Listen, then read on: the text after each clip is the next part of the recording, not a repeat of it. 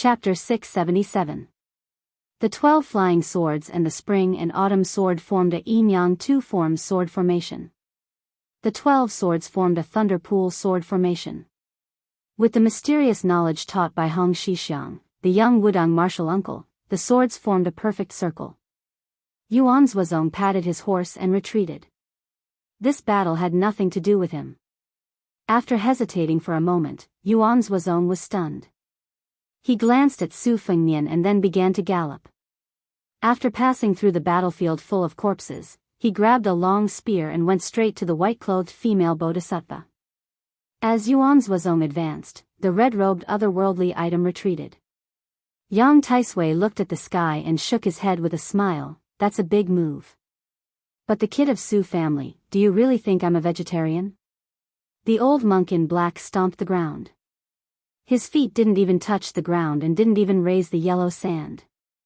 He shouted, 100 feet of mercy. Yang Taisui broke the jade buckle on his chest and took off the black cassock. He twisted his finger and the cassock flew up to the sky like a black cloud above the old monk's head. It was like a canopy rising from the ground. The ancient book once said that there was a treasure tree planted by immortals in Zhongnan Mountain. It towered hundreds of feet into the clouds without branches or leaves. This should be one of Yang Taisui's secret methods to fight against the heavenly punishment after he was 100 years old. Which of the top playboys in the world didn't have great opportunities and trump cards? After the cassock rose to the sky, it rolled up hundreds of feet of black clouds and shrouded the sky above Iron Gate Pass.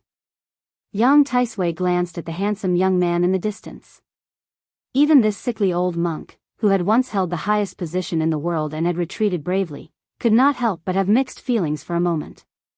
He had really underestimated him. Being born in a rich family could wear down the spirit of the younger generation. Most of them were born because of this. In the past, Su Shao conquered the 6 countries. His achievements were unparalleled. This was the first dead knot. That woman was pregnant with Su Fengnian. She entered the palace in white and became an immortal on earth. She became a sword immortal overnight. This was another dead knot. Su Fengnian did not want to be a hedonistic son of rich parents. This was another dead knot. Su Fengnian had been restraining himself for 20 years. Now that he had achieved great success in his martial arts practice, the hostility and resentment in his heart had tightened the knot that had never been untied. Yang Taisui slowly closed his eyes and put his palms together. A dead knot can only be resolved with death. But today, Su Fengnian has to die first. Amitabha. Su Fengnian allowed the heavens and earth to absorb his luck. Blood slowly flowed out from his 7 orifices. Since Su Fengnian started practicing saber martial arts, and later on, he even raised his sword. How many fights and dangers had he experienced? Perhaps even he himself couldn't remember it clearly. His sword chi had once rolled over the dragon wall. He had once shaken Kunlun alone. He had once guarded the city gate with his sword. He had once killed Ji Xian with a single slash. Between heaven and earth, several sword formations and the black clouds of Kasaya were sliced apart layer by layer, constantly squeezing. Whether it was Liyang or Beimang, the winter thunder that came early in the morning outside the Iron Gate was the most shocking. Yang Taisui did not care about the soul-stirring phenomenon above his head. He forcibly took a step forward in the thunder pool sword formation of sword chi. This step was 20 feet away. As he stepped on the ground, heaven and earth shook, causing the black rocks on the cliff of the Iron Gate that were as hard as iron to peel off and roll away. The distance of the second step was reduced, but it was still 1.5 feet away. He took 6 steps in a row, each step leaving a Buddha lotus mark on the ground. The old monk in black looked at the young man who was only an arm's length away with pity. These 6 steps plus the previous stomp were the true supreme Buddhist supernatural power of 7 steps blooming lotus. Inside the sword formation, other than the obvious 6 huge lotus flowers, there were also countless small lotus flowers that appeared out of thin air on the ground. It was like a fairy scattering flowers all over the sky, but also like the blessing of 500 arhats. The huge sword formation shook. This part of heaven and earth was like a heavenly deity shaking a huge bucket, rippling without end. The seventh lotus of the seventh step bloomed under the feet of Su Fengnian, who was at the edge of the sword formation. Su Fengnian's face was yellow and gold, and he looked a little dispirited. However, the old monk still persisted and sent out a palm, passing through the thunder pool sword formation. He did not care that a flying sword that was guarding this part of the formation cut his skin and pushed his palm towards Su Fengnian's chest. No one noticed that a red robe had made a huge arc path and floated behind Su Fengnian, who was flying backward. The two bodies shuttled past each other without any delay. It was as if the two celestial beings had left their bodies and were wandering between heaven and earth. Su Fengnian grinned. The purple gold flower bud in his body suddenly bloomed, then withered and fell into the waterless pond. Spring thunder saber in his left hand. He painstakingly built the thunder pool sword formation. He was just waiting for this moment to be broken by his saber. Ever since he became the rich bait of the red robe otherworldly item, he had been waiting for this moment to feed back. After losing his big yellow room, it was like sweeping the house and welcoming guests. Only when the house was clean and the small temple could sit the big bodhisattva Daning. In the space of an arm, Su Fengnian opened the gate of heaven with his saber. He slowly brushed past the motionless old monk in black. The thunder pool was destroyed. The Kasaya floated down. The Daning floating in front of Yang Taisui opened his mouth and inhaled. The two pairs of golden eyes that were originally impure became clearer. Two arms grew under his armpits. Su Fengnian covered his mouth with his hand.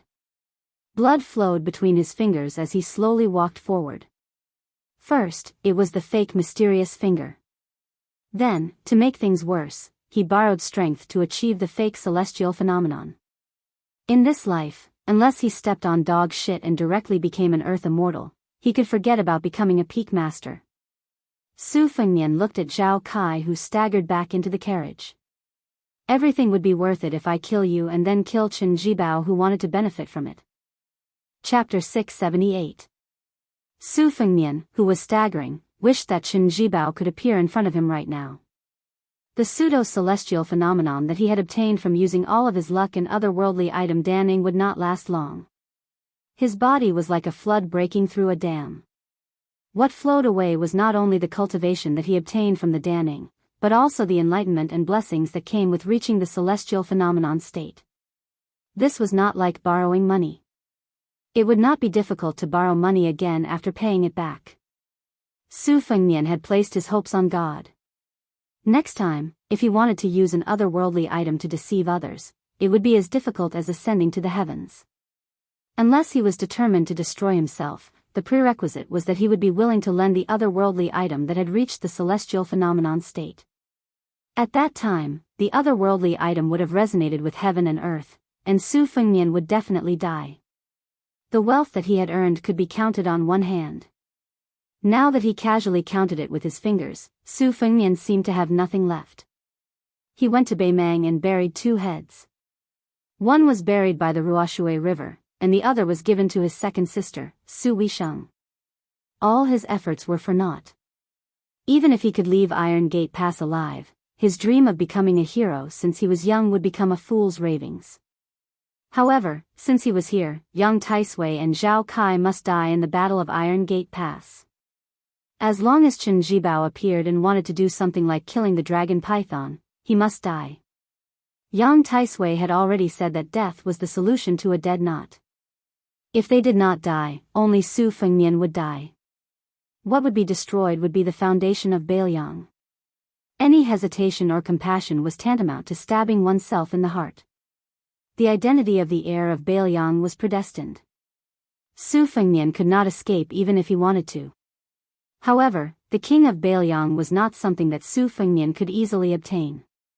This seemingly unreasonable logic, Su Fengnian and Su Shao, this pair of father and son, understood in their hearts. Every family had its own difficulties. Moreover, there were many people who kept adding fuel to the fire, making this even more difficult to learn. Su Fengnian did not walk fast. He seized the time to grasp the knowledge and experience. When he arrived at the battlefield between the White Horse Army and the Imperial Cavalry, there was a light cavalryman of the Phoenix Battalion who died in battle.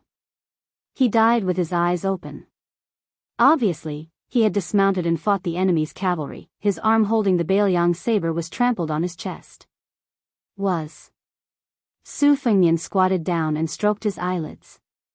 He looked up and saw that not many of the 200 imperial guards were left. On the battlefield, the more powerful the general was, the faster he would die once he fell into a quagmire. The golden saber guards were all dead. Not a single one was left. Half of the White Horse Army were still fighting on horseback. The other half had been fighting on foot for a long time. The six-jewel bodhisattva was entangled by Huang Manor and Blue Bird. The talisman general was held back by Yuan Zuozong with a long spear. Prince Zhao Kai, who was sitting on the coachman's seat dejectedly, was not sure if he was waiting for Han Diaosi to come and save the situation or if he was waiting for death. More than 10 heavily injured imperial guards swore to protect the front of the carriage. Previously, the rolling black clouds could not cover the Thunder Pool sword formation. Many people saw with their own eyes the scene of the old monk in black, Yang Taisui, being killed. Since ancient times, heroes were judged by their success or failure.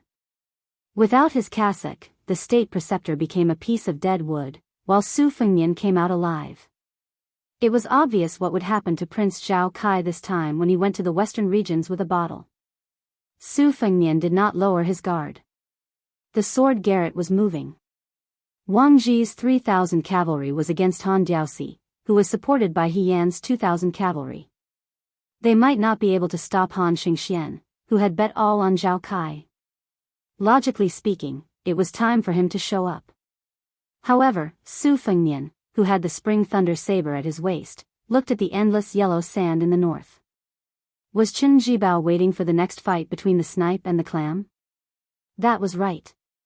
His patience had always been so good that it made people's hair stand on end. Zhao Kai stood up and looked at the approaching Prince of Biyao. He asked calmly, Su Fengnian, do you really dare to kill me? Does Biyao really want to rebel? Su Fengnian did not pay attention to this prince who had participated in the assassination at the Reed Marsh in Xiangfan City. He just looked at the female bodhisattva who was fighting Huang Man, at the entrance of the valley. Zhao Kai can give you a silver bottle that symbolizes the Liang dynasty. I'm not the son of the Zhao family, so I can't do it. But I can lend you 100,000 cavalrymen of Biyao. You help me pacify the western regions, and I can leave 20,000 soldiers and horses to guard the north and south of Tian Shan. Do you want to do this deal? Of course, you have to pay me a deposit to kill Zhao Kai. I can't bear the label of rebellion. The western regions are in turmoil and chaos, and a large number of wandering monk soldiers have appeared to kill the prince. That's why I have a reason to lend you the soldiers. You want the western regions to be free, so I'll give you this freedom. Zhao Kai's expression was uncertain. Yuan Meng tore off a strip of cloth from his inner robe and wrapped it around the knife wound on his arm. He grinned sinisterly. This was His Royal Highness, who could make King of Jing'an, Zhao Heng, suffer in silence. The ruthless Hong Shuwen, who was covered in blood, remained on the horse's back. He held 2 Biyao sabers in his hands and gently patted the horse's belly. The six-pearl bodhisattva did not bat an eyelid. She sent Huang Man, flying again and again. More than half of the Iron Gate Pass had already collapsed. Every time Huang Man retreated, Qing Miao's instant arc spear would follow, not leaving the slightest gap. Chapter 679. Su Fengnian walked towards the entrance of the valley. Behind him, a red cloud floated. He turned around and saw the otherworldly item dragging a small and withered corpse. The otherworldly item landed behind Su Fengnian. It was happy but not happy. It looked even more solemn. Su Fengnian patted its head and pointed at the cliff. The otherworldly item tilted its head and flew towards the cliff of Iron Gate Pass. It stepped on a big hole and placed Yang Taisui's corpse into it. A master of Taoism was buried on a wild cliff. Su Fengnian waved his hand and signaled Huang Manor and Blue Bird to stop. The otherworldly item circled around the mountain peak and landed on the narrow road behind the entrance of the valley, blocking the escape route of the Tantric Dharma king. Su Fengnian looked at the Buddhist mirror in the woman's hand. It was like a small world. He smiled and said, I don't know when Chen Jibao will come. Are you waiting for him too? If my crow's beak is right, we don't need to talk nonsense. The Bodhisattva frowned her charming eyebrows. They looked at each other and their eyebrows gradually relaxed. Su Fengnian felt relieved. He said suspiciously, don't destroy the talisman armor. I have a use for it. Above her palm, the sand gathered to form a star. 9 sand balls had been revolving mysteriously like the stars in the sky. At this moment, the star collapsed and countless yellow sand drifted away between her fingers. The Bodhisattva didn't say a word. She just walked towards Zhao Kai, who was much luckier than Su Fengnian. As she walked, the Bodhisattva lowered her eyebrows and pondered. Even with her innate skill in Taoism, she couldn't figure out why Zhao Kai was defeated. In the eyes of the common people, the saying of climbing up the social ladder was a common view of seeking benefits. However, when one reached her level, it was infinitely more magnificent. Just like Hong Shixiang's sword-cutting fate, even if a normal martial artist had reached the finger Xian state, he would not be able to see any clues. However, the people of the 3 sects, especially the Qi cultivators who were proficient in Qi observation, could see the pillars of Qi collapsing one by one. Similarly, the people of the 3 sects attached themselves to the imperial court and each had their own motives. Take Mount Longhu's great heavenly master Zhao Danping for example. She had stayed by the emperor's side all these years and bore the infamy of Prime Minister Qingxi. In fact, she had benefited greatly. Since there were experts in Taoism who could return to simplicity, there was only one of them. There were also people who found loopholes and filled in the gaps, using countless ones to form a square and circle. Even she couldn't explain the mysteries behind this. Since she was able to discuss Buddhism and longevity with the white-robed monk Li Dangxin on the devil-slaying platform of Mount Longhu, she naturally had her own unique views. Su Fengnian used an external force to steal the heavenly secret and killed Yang Taisui at the cost of his lifetime martial arts. In her opinion, it was reasonable but not reasonable. Not everyone had the qualifications to participate in this assassination. A chessboard, in the end, only had those positions. It was impossible for the 2 sides to slowly arrange 361 chess pieces.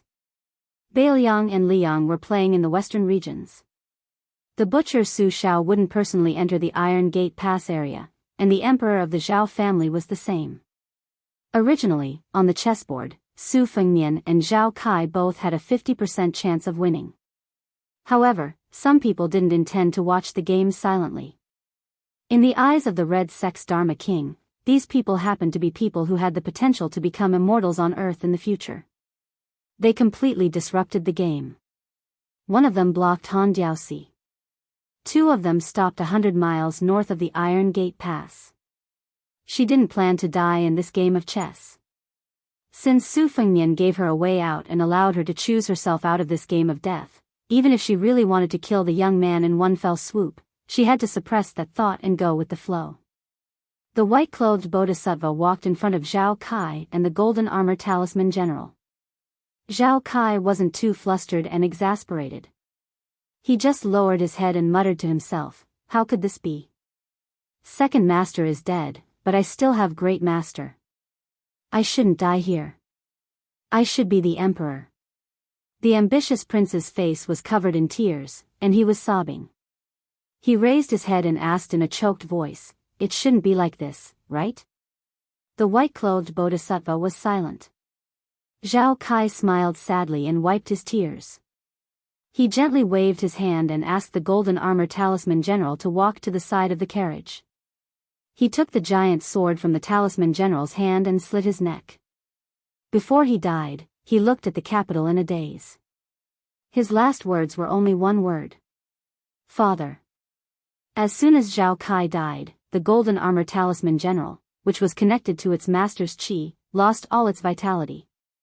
Su Fengnian had the white horse righteous Zong take the corpses and weapons of his fallen comrades and leave Iron Gate Pass. The golden armor talisman general was dragged by Huang Manor with one hand. The next step was to head north. Han Diaosi couldn't decide the direction of the situation. Even if he killed his way through the encirclement of Wang Zhi's 3,000 cavalry and arrived in front of Su Fengnian, it would be futile. Just as Su Fengnian had said to the female bodhisattva, this assassination attempt would be framed on the entrenched power of the western regions. Once the news spread to the capital and the court, no one would believe it except for the common people. But what could he do? Su Fengnian wasn't afraid of the emperor's wrath. What he was afraid of was that this assassination attempt was still within the man's expectations. If Zhao Kai was just a pawn that could be reluctantly abandoned, who would be the enemy that Su Fengnian would have to face? Was it a prince who had been hiding his strength all this while? To the east of Iron Gate Pass, Han Diaosi was running alone in the desert. He was blocked by a white fox wearing an embroidered winter ornament. To the north, the Confucian sage Chao Chongqing and the plum wine Chen Zhibao were still confronting each other. Su Fengnian suddenly looked back at Iron Gate Pass. Near the carriage, the uneasy female bodhisattva had a head full of black hair. Chapter 680. The next chapter starts at 3:00 in the morning. Su Beiji had said in the Taming Horse Temple that the layman was afraid of the fruit, and the bodhisattva was afraid of the cause. Su Fengnian had also said to Yang Taisui that the state of mind had fallen. It was like a grass seed growing in the crack of a mountain. It was like a crack in a round mirror. It would get worse and worse, and it would be very difficult for the mirror to recover. The words of the two Zus had come true in both languages. Su Fengnian withdrew his sight and did not look at the six-jewel master with long black hair. The 800 white horse warriors had been carefully selected. Before the attack, they had removed the Biyao army's mark. At this time, they did not have to worry about being caught. Even if there was a master following the vine to find the melon, Su Fengnian could be said to be framed by the western region's monk soldiers. The key to deciding the direction of the quarrel was not morality or the truth, but the strength of the soldiers behind the chess players. Su Fengnian took the silver bottle from the brocade box in the carriage from Blue Bird's hand and smiled faintly. Yuan Zuozong held his spear and rode half a horse behind Su Fengnian with a dignified face. According to common sense, His Royal Highness who had killed the old monk Yang Taisui alone should be in low spirits. It was expected that he would be in a coma. However, Su Fengnian was riding his horse. He was in high spirits and did not look tired at all. Instead, his aura was at its peak. Especially the spring and autumn sword that was forged with the spring and autumn spirit as the Xian embryo. The sword aura was soaring into the sky. Although it was not out of the scabbard, there were still faint dragon roars like 9 evil dragons overturning the sea. Yuan Zuozong sighed in his heart. It was a tragic victory. Moreover, there were still many undercurrents hidden under the water. Yang Taisui had died in the battle, and Prince Zhao Kai had committed suicide. In this way, the relationship between Biyao and the imperial court had been completely wiped out. Yuan Zuozong smiled and looked at Su Fengnian's back. Next time, if there was a war, it would be him leading the old Biyao soldiers to conquer the world. Thousands of miles of yellow sand. After a long time, it was a boring scene. However, in everyone's eyes, it was desolate and shocking. It was truly a scene of heaven and earth. Within a radius of 30 miles, there were countless different-sized gullies. There was no clouds day's time, and the thunders gradually subsiding. Fortunately, His Royal Highness's Thunder Pool sword formation was used to kill the old monk's attack. So many people, was clock clock clock clocks clock clock clock clock clock. With the help of Su Fengnian, Yuan Zuozong, and Su Longxiang, the 6-armed otherworldly item, and the Green Bird, this cavalry troop that could only be described as invincible finally arrived at the edge of a bottomless, 20-zhang-wide chasm. A middle-aged Confucian in a green robe was standing there with his hands clasped behind his back. His sideburns were white, and he looked very handsome. The Confucian sage, who became an immortal in the West Wall, laughed loudly. Let's go. Su Fengnian raised his arms. Except for the Daning, the otherworldly item's new arms, the others followed Yuan Zuozong's lead and went around the gully. Su Fengnian threw the bottle, which was supposed to be priceless but could only be sold by its weight, to the otherworldly item. The otherworldly item held the silver bottle in one hand and jumped over with both arms. It had many hands. It was said that 2 fists couldn't fight against 4 hands. Facing a 6-armed otherworldly item, no one would have the confidence to win. Even Chao Changqing, who had read thousands of books and traveled thousands of miles, couldn't help but take a few more glances. Chao Qingyi saw Su Fengnian's eyes wandering. He smiled and said, "Your second sister, Su Weisheng, was seriously injured. She was sent to Biyao Palace by the princess. As for Chen Jibao, who we don't know, he went to Western Shu alone. I believe everyone in Liyang will soon know that there is a second prince with a different surname. However, he is lower than the prince of the 6 great vassal kings. He is only the prince of Shu." Su Fengnian nodded. Chao Changqing sighed. He walked forward and flicked Su Fengnian's forehead. "Your pseudo-mysterious finger can cut off your immortality. It can cut off other people's immortality, but it can also cut off your own immortality. Do you really want to die in front of Su Weisheng with your reckless final burst of consciousness?" Su Fengnian's imposing manner, which he had been trying his best to maintain, immediately collapsed after the flick of his finger. His handsome face became distorted and ferocious. Chao Zhangqing smiled at the otherworldly item and said, "I'll have to trouble you to press down on his heart meridian. Don't stop until we reach the northern Liang mansion. I will teach you a chant later. Help him guide his qi down to the Kunlun mountains slowly. Don't let go." After the 2-faced otherworldly item heard him, it gently stretched out one arm and pressed Su Fengnian's heart. Su Fengnian said sadly, "My sister?" Chao Changqing said calmly, "Her chest was pierced by Chen Jibao. Her life is hanging by a thread because of the plum wine. If she wants to live, it depends on her natural desire to live." Su Fengnian spat out a mouthful of dark purple blood and fell backward. Fortunately, the otherworldly item caught him. Chao Changqing was not surprised. Instead, he was happy. He smiled and said, "It's good that you spat it out. Don't worry. As long as you don't die, Su Weisheng won't die. It's said that everything in the world will complain if there's injustice. Scholars like me will write poems if there's injustice. In the end, the way to immortality is to not have too much evil in one's heart. You've endured for too many years. Do you know why Senior Li Chungang always said that your talent is not as good as the princess? The princess is naturally more transparent than you. Of course, it's also because she's a woman." Su Fengnian's vision was blurry. He could vaguely see Chao Qingyi's tattered clothes and bloodstains on her body. He endured the piercing pain and gritted his teeth. Is Chen Jibao the king of Shu a last-minute plan by the Zhao family's emperor? As long as I dare to kill Zhao Kai, he will let Chen Jibao go to Western Shu to be crowned the king? Or did he make a promise with Chen Jibao? Chapter 681. Chao Changqing knocked on the ground again to prolong his life. His qi slowly went down to Kunlun. Su Fengnian's feet suddenly bled like a fountain, soaking the yellow sand. He slowly said, "Zhao Kai is a chess piece, but he wasn't the one who lured you into the trap. That emperor doesn't have the courage to stake everything on one throw. Unless it's Zhao Kai's grandfather, it's more likely.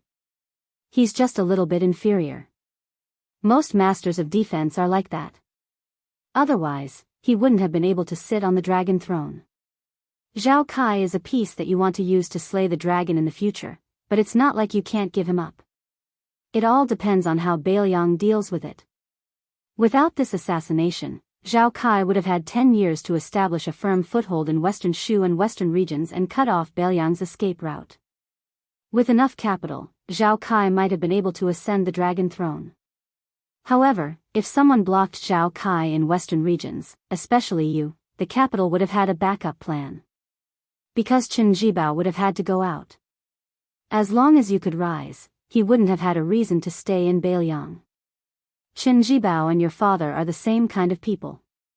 Deep down, they still care about each other. That year, when the old emperor forced Su Shao, the general didn't rebel. That's why. As long as one side didn't die of old age, they wouldn't cross the bottom line and rebel.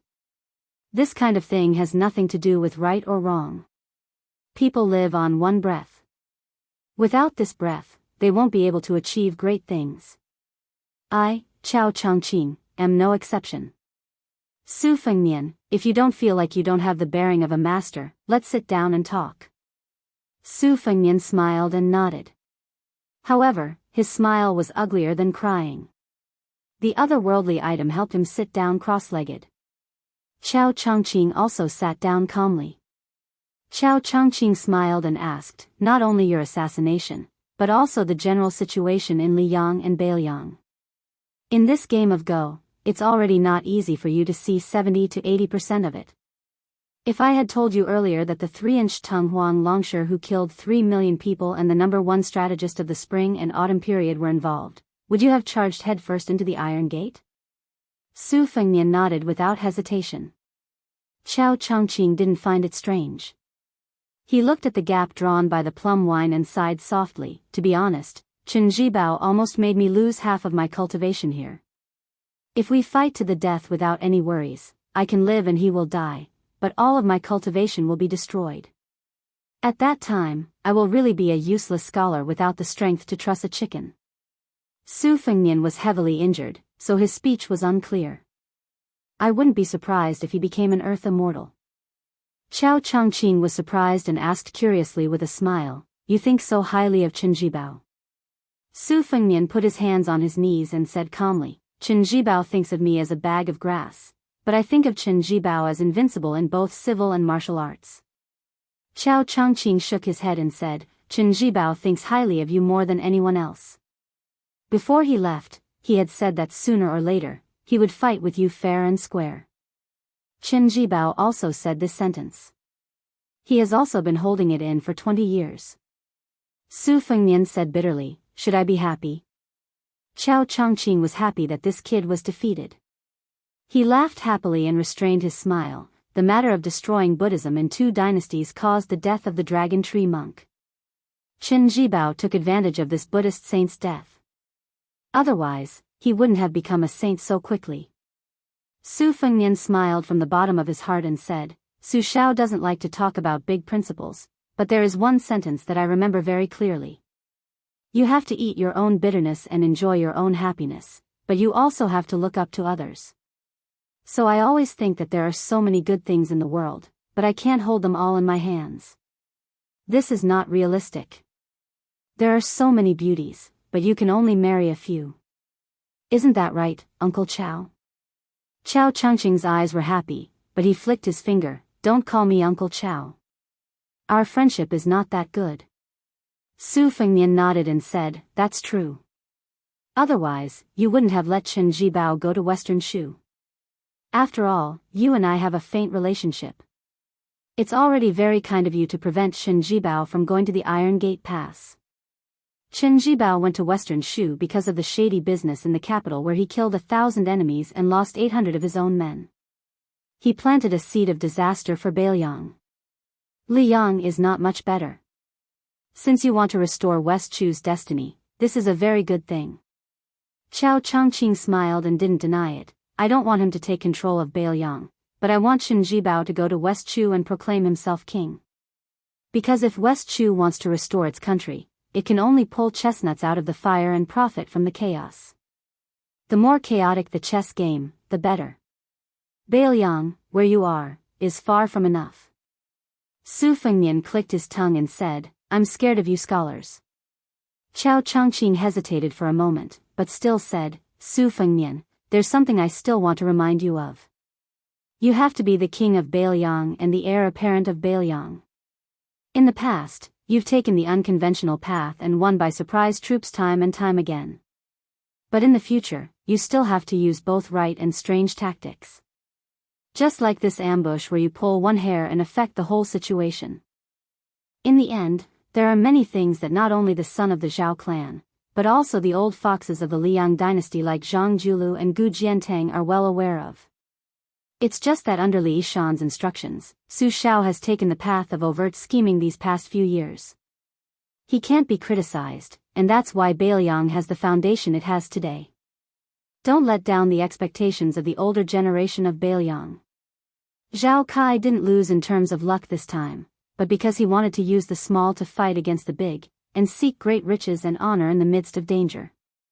But he forgot one thing. He's a prince and has to fight for the throne. But in times of peace and prosperity, the sons and grandsons of the dragon clan who are approaching the throne step by step all emphasize on keeping a low profile. In the capital, the first prince has shown his power and the fourth prince has hidden his power. You have to be careful. Su Fengnian slightly bowed with his hands folded in front of his chest. I sincerely appreciate your advice. Chao Changqing gently waved his sleeves and folded them on his knees. To be honest, I didn't like you before. I thought you were fickle and sentimental. But now that I've seen some things with my own eyes, I think you're a better person. Last time, when I went to Beimang, I passed by Biyao and had a secret meeting with the great general. This time, I acted according to the agreement and stopped Qinjibao. It can be considered that I've paid off the old debt that West Chu owes to the Su family. From now on, we don't owe each other anything. If it's time to kill you, I won't hesitate to do it. Su Fengnian smiled. Aren't you afraid that your princess will scold you? Chao Changqing was stunned.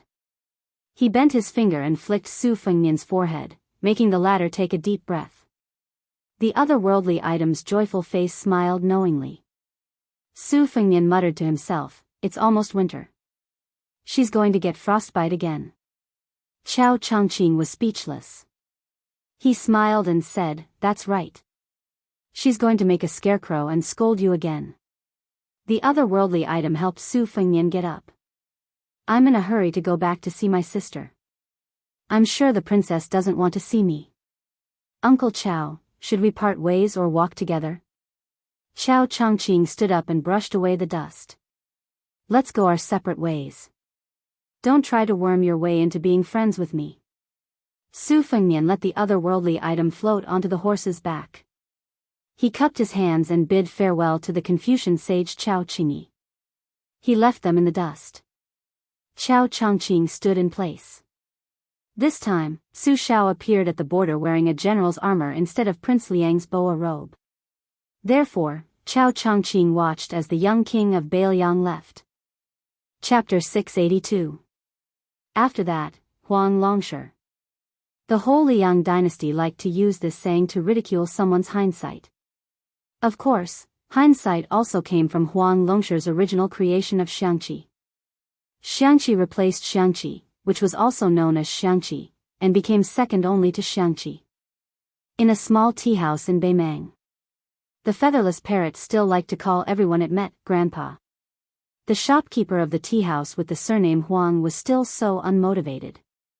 The young girl who raised a big cat did not give a good face to the customers. In addition, the business of the tavern was so cold and bleak that it was like a graveyard. This made Wenhua, who had never been able to earn money to go to the brothel to pretend to be a romantic, very depressed. Today, there was a wooden sign outside the tea house saying that it was closed. After Wenhua walked into the tavern with the birdcage, he never treated his internal organs badly. He made a bowl of fragrant onion noodles and buried his head in it. The manager, old Huang, took out 3 wooden boxes from somewhere and put them full of chess pieces. 2 boxes of black and white chess pieces, and 1 box of colorful glazed chess pieces. He cleared the table and placed them there, constantly placing and collecting chess pieces. Seeing this, Wenhua was furious. Pretending to be a ghost, if you have the ability to learn from Su Fengnian, set up a stall to gamble and earn copper coins. Behind closed doors, pretending to be a chess sage, chess master, and chess immortal. What kind of hero is he? After eating the onion noodles, he was thinking about whether to secretly go to the kitchen to reward himself with another bowl. However, thinking that he couldn't make ends meet, he really didn't have the face to take advantage of her. Wenhua didn't waste it at all. He licked the big white porcelain bowl clean and sighed at the empty bowl. Bored to death, he could only carry his bowl and chopsticks over to old man Huang's side to sit. Miss Jia, who would laugh at a customer whenever she was unhappy, was carrying a sunflower. Her legs rested on the bench as she stared blankly. Wen Hua did not have the guts to sit on the same bench as her, so he asked Old Man Huang to move slightly so that he could rest his buttocks next to Huang Longshi. Wen Hua looked at the black and white confrontation on the table, mixed with many colorful glazed chess pieces. Wen Hua wanted to touch one of them to see if it was valuable. If it was only right to steal a few and pawn them. How long had it been since he was paid? Not to mention the red packets during festivals. Unfortunately, his claws were slapped away by Huang Longshi, and Wen Hua casually placed the bowl and chopsticks at the corner of the table before he said with a smile, "Old Huang, what are you doing? Tell me about it." Huang Longshi immediately held a box of glazed beads in one hand while his fingers moved slightly with his other hand, and he held his breath with rapt attention while ignoring Wen Hua's clamor. Wen Hua felt bored and could only turn his head to look at the young girl who liked to chuckle. The Jia family's Jia family is raising the price to fake Jia. Let me make things clear to you. That big cat is a glutton. We can't afford to raise it. The delicate and pretty young girl chuckled and didn't even look at Wen Hua. Wen Hua, who worked hard for the tavern, slammed the table and said angrily, "Don't rely on Old Huang to support you. Ha ha ha, I don't have the divine ability to turn stones into gold.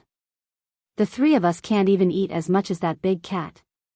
The business of the tavern is so bad, but you don't seem to care.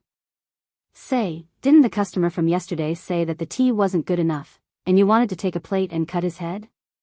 And the customer from 3 days ago, he said that the tea wasn't fragrant enough, and you wanted to twist his head. Do you still have the law? Have I become a pig looking in the mirror? Am I not human anymore?" The young girl faced Wen Hua and chuckled. Wen Hua slapped his forehead.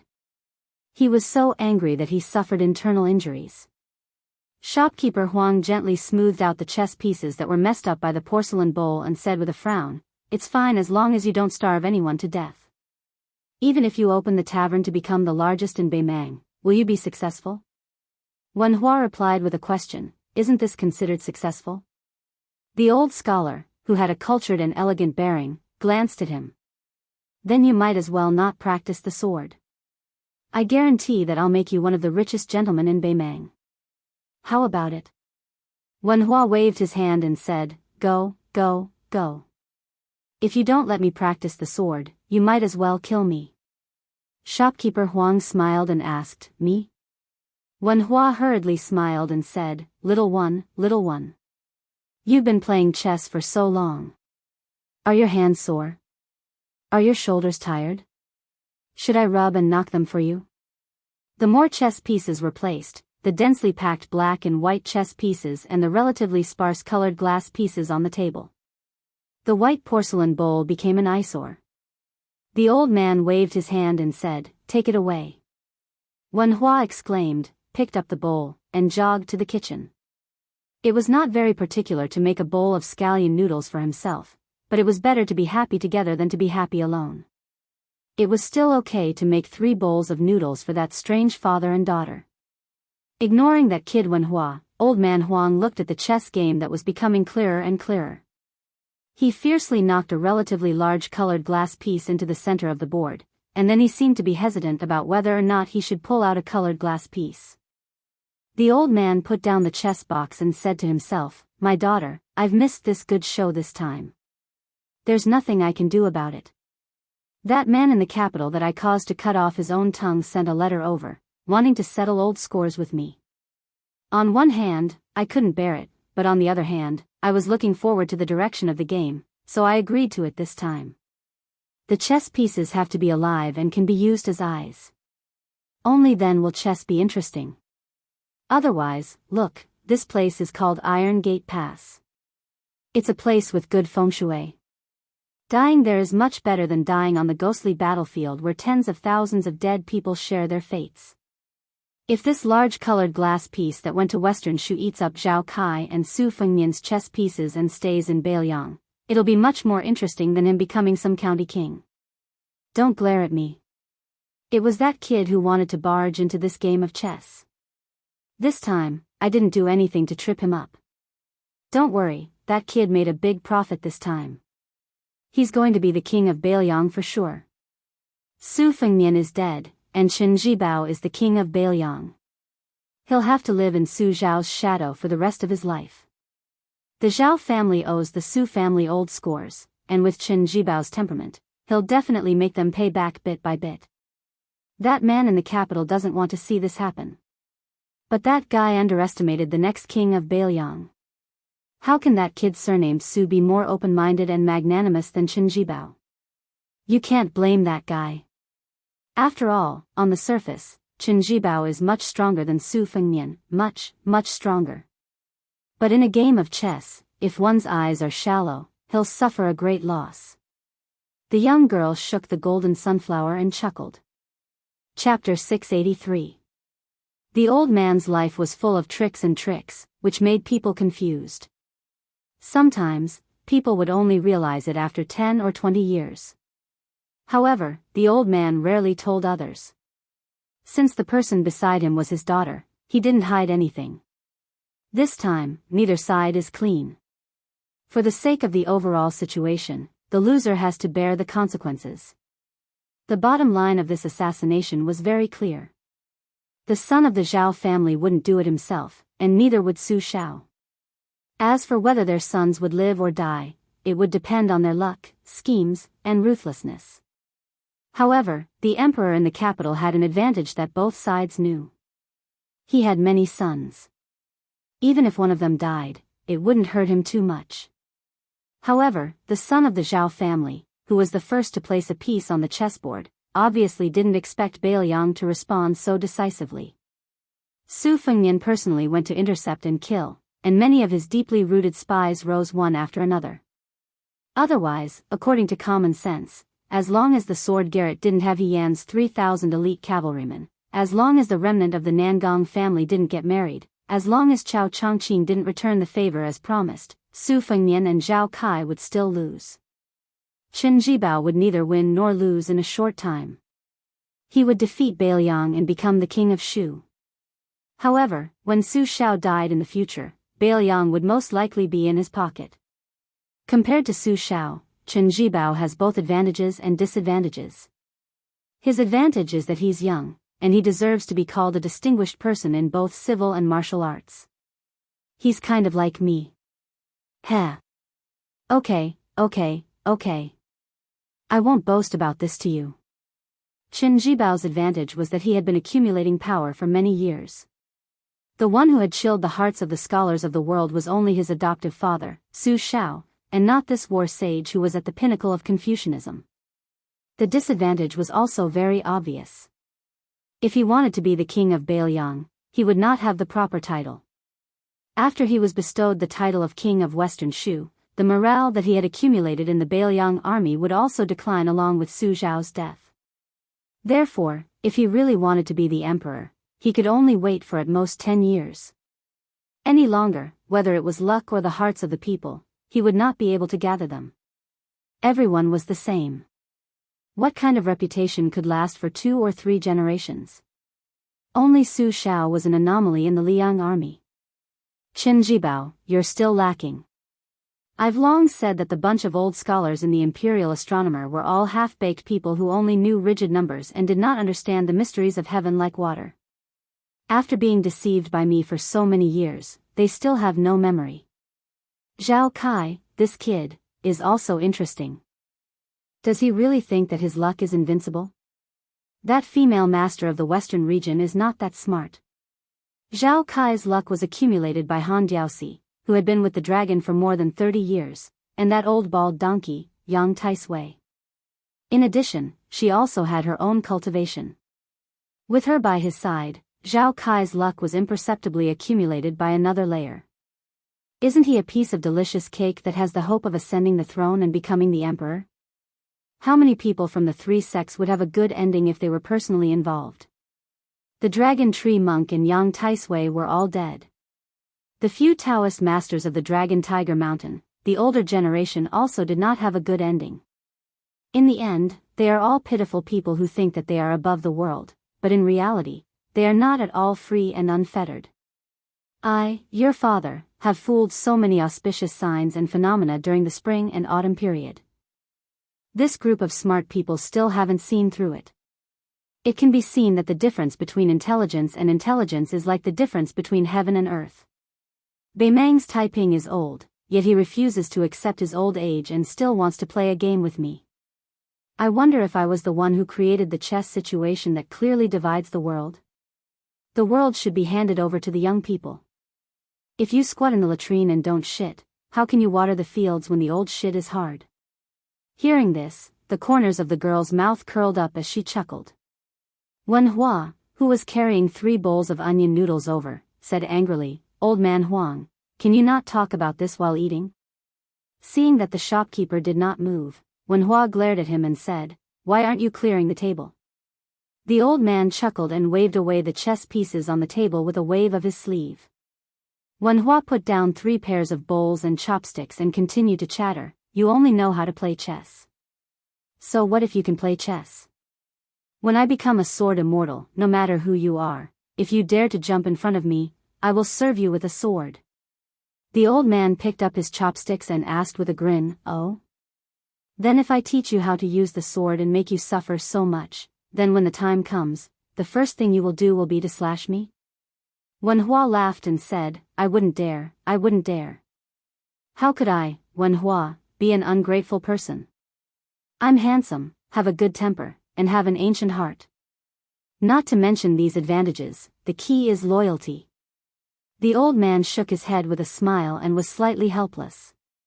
He picked up a fragrant onion noodles with his chopsticks and ate with his head lowered as he said, "Go to Liang's capital." Wenhua was stunned and asked in a low voice, "You're going directly to the capital to make a name for yourself? Don't you need to warm up your hands in a small place first?" The old man wrapped a chopstick of noodles and didn't stretch his neck to help his daughter blow the hot air off the noodles, fearing that she would burn herself. The girl laughed brilliantly and plucked a small petal of sunflower before placing it on the edge of the old man's bowl. It looked festive. The old man was in a good mood and said to Wenhua, "Don't you want to amaze the world with a single brilliant feat? Also, you'll be able to see the white jade lion, the brothel girl that you fell in love with at first sight." Wenhua slurped the noodles and said with a smile, "What's wrong with a brothel girl? I just like her. I'm definitely going to the capital this time." The old man smiled lightly. After eating the noodles, the old man took out some silver and instructed Wenhua, who had finished cleaning up the bowls and chopsticks, and returned to his seat. "Go buy a jug of good wine." Wenhua rolled his eyes and said, "Only you, old man Huang, can make a tea seller go buy wine to drink." Not long after, Wenhua returned with a jug of wine, and the old man said indifferently, "Keep the remaining silver for yourself." Wenhua chuckled. He said that he was going out, and then he went to the small room in his residence and took out a bag of silver that he had hidden well. He put it all away and ran out of the tea house. He had long since taken a fancy to a set of erotic paintings. Today, he had finally gathered enough silver and went out to buy it. In the past, he and Su Xiaoshuo both had this kind of hobby. However, at that time, they were traveling the Jianghu and were so poor that they didn't know what to eat every day. That was because they had no money. Now that they had some money, they had to think about their brothers. Wenhua thought that the next time they met, he would take this as a meeting gift. The gift was light, but the sentiment was heavy. "If that brat dares to dislike it, I'll definitely use a wooden sword to cut him." The girl didn't drink and watched the old man drink alone. The old man laughed softly and said, "Of the 13 rankings of the spring and autumn period, I alone occupy the top 3. As for the other 10 people, apart from Chen Zhibao who entered Shu, and Song Guanhai who dominated the literary scene of Liang for these years, they have pretty much all left. Oh, the 3 heroes of the Song family are also about to be killed by Lu Swan." The old man didn't seem to have a good tolerance for alcohol. After drinking more than half a jug, he fell asleep. The girl went to get a thick coat and quietly covered the old man. Then she stayed by his side and began to stare blankly again.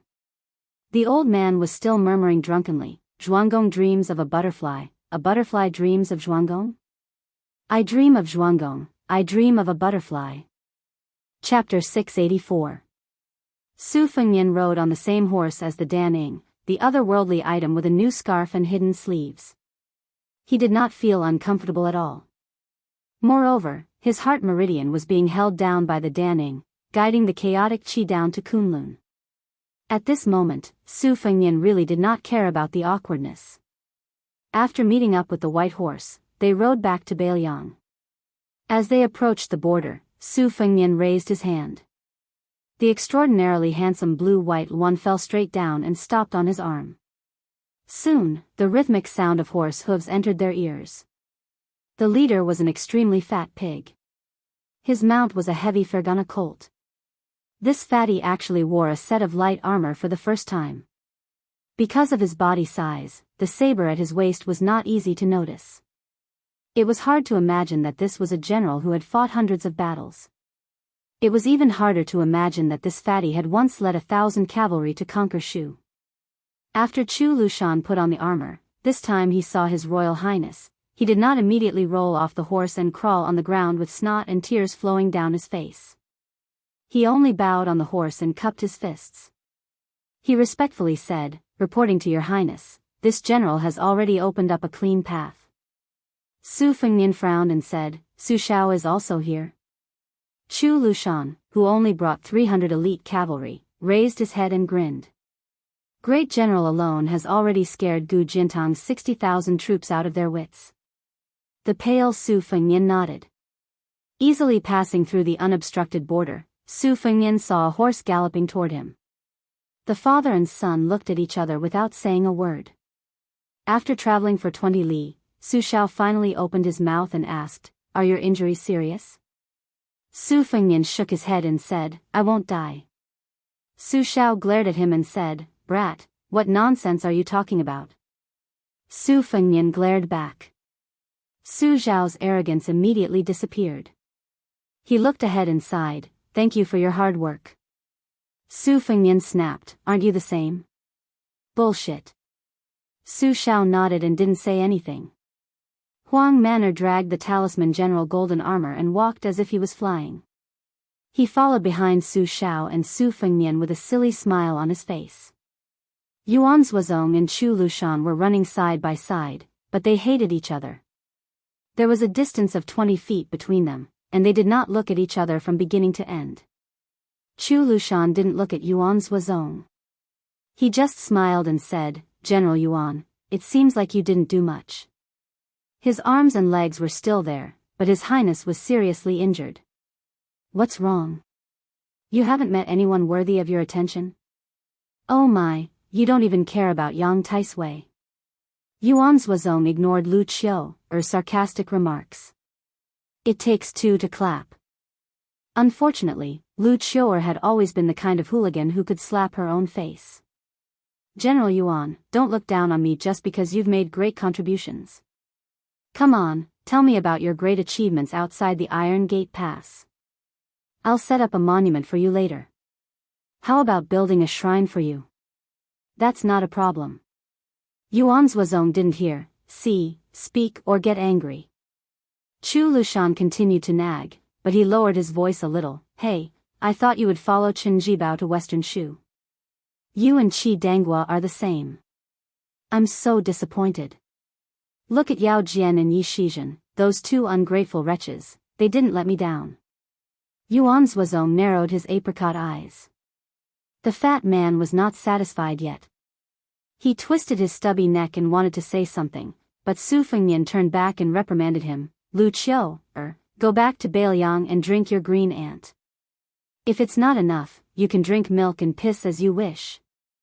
Chu Lushan shrunk his neck and finally couldn't hold it anymore. He showed his true face and said with a flattering face, "Whatever His Highness says." Yuan Zuozong looked calm. Chu Lushan muttered, "He didn't do what he should do, but he did what he shouldn't do. Son of a bitch." Yuan Zuozong suddenly said, "On the way here, His Highness said to invite Qi Danghua to drink together." Chu Lushan opened his eyes wide, turned his head and asked, "Say it again?" Yuan Zuozong meditated like a stone Buddha again and didn't say a word. Chu Lushan wiped the hot sweat on his forehead. "Son of a bitch, I'm more nervous than when I heard that you were going to light my sky lantern."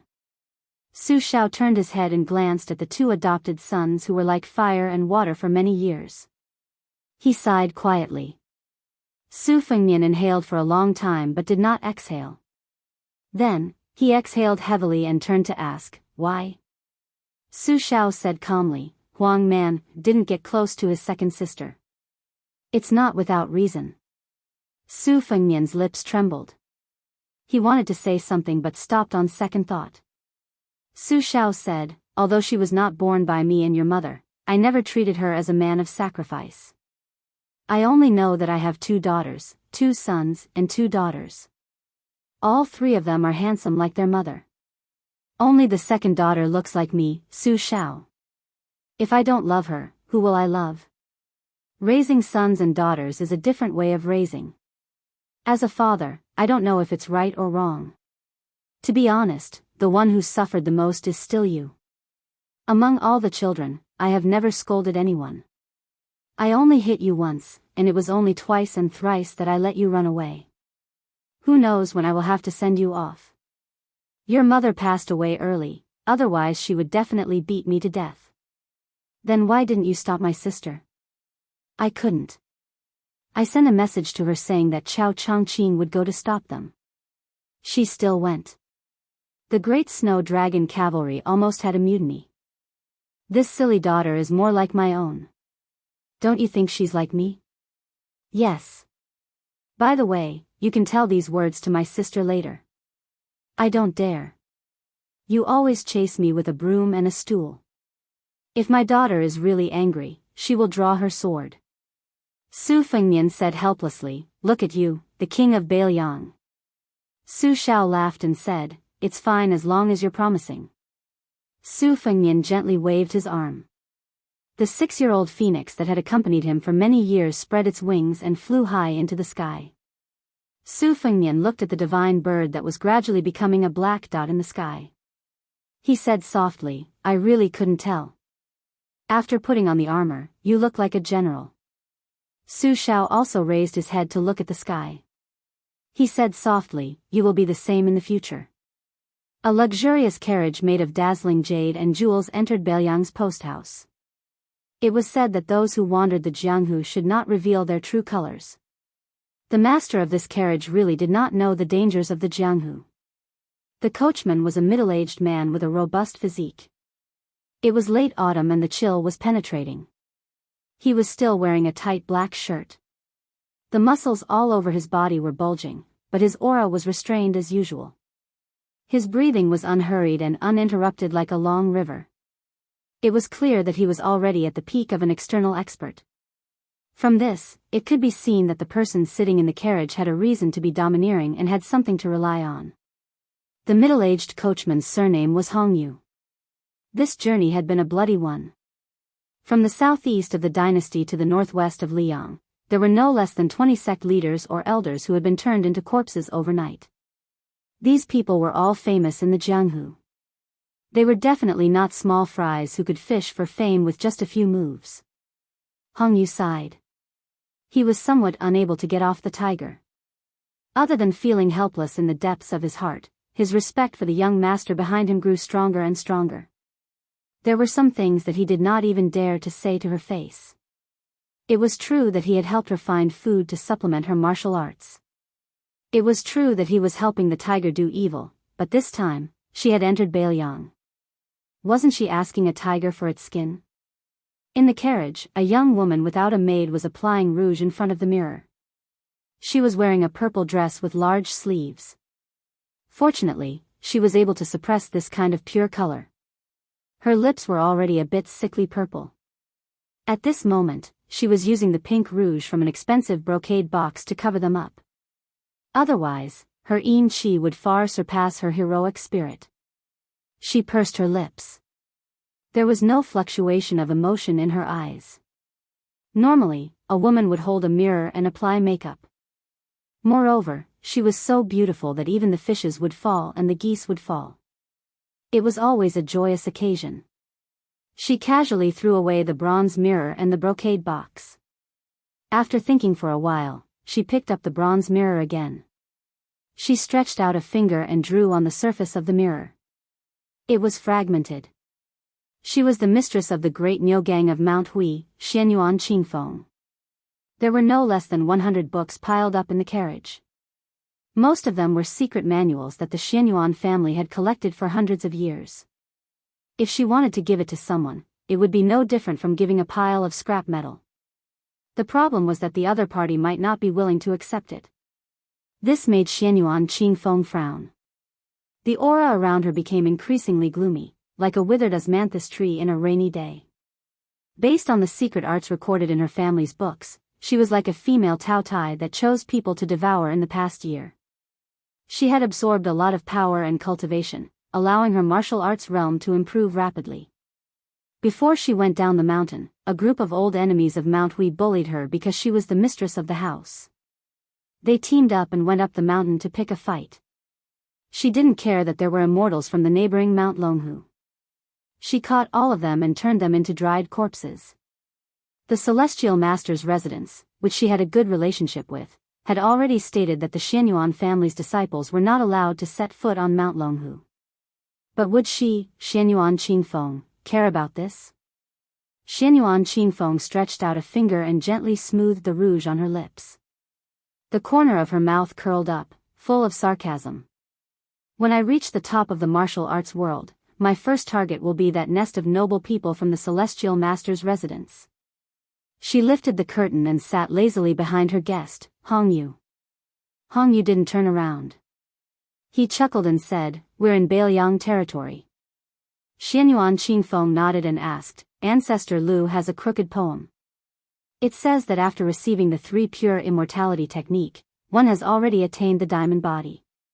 You said that the finger profound realm is higher than the diamond body. Is it because of this poem that the immortality technique comes first and the diamond body comes second?"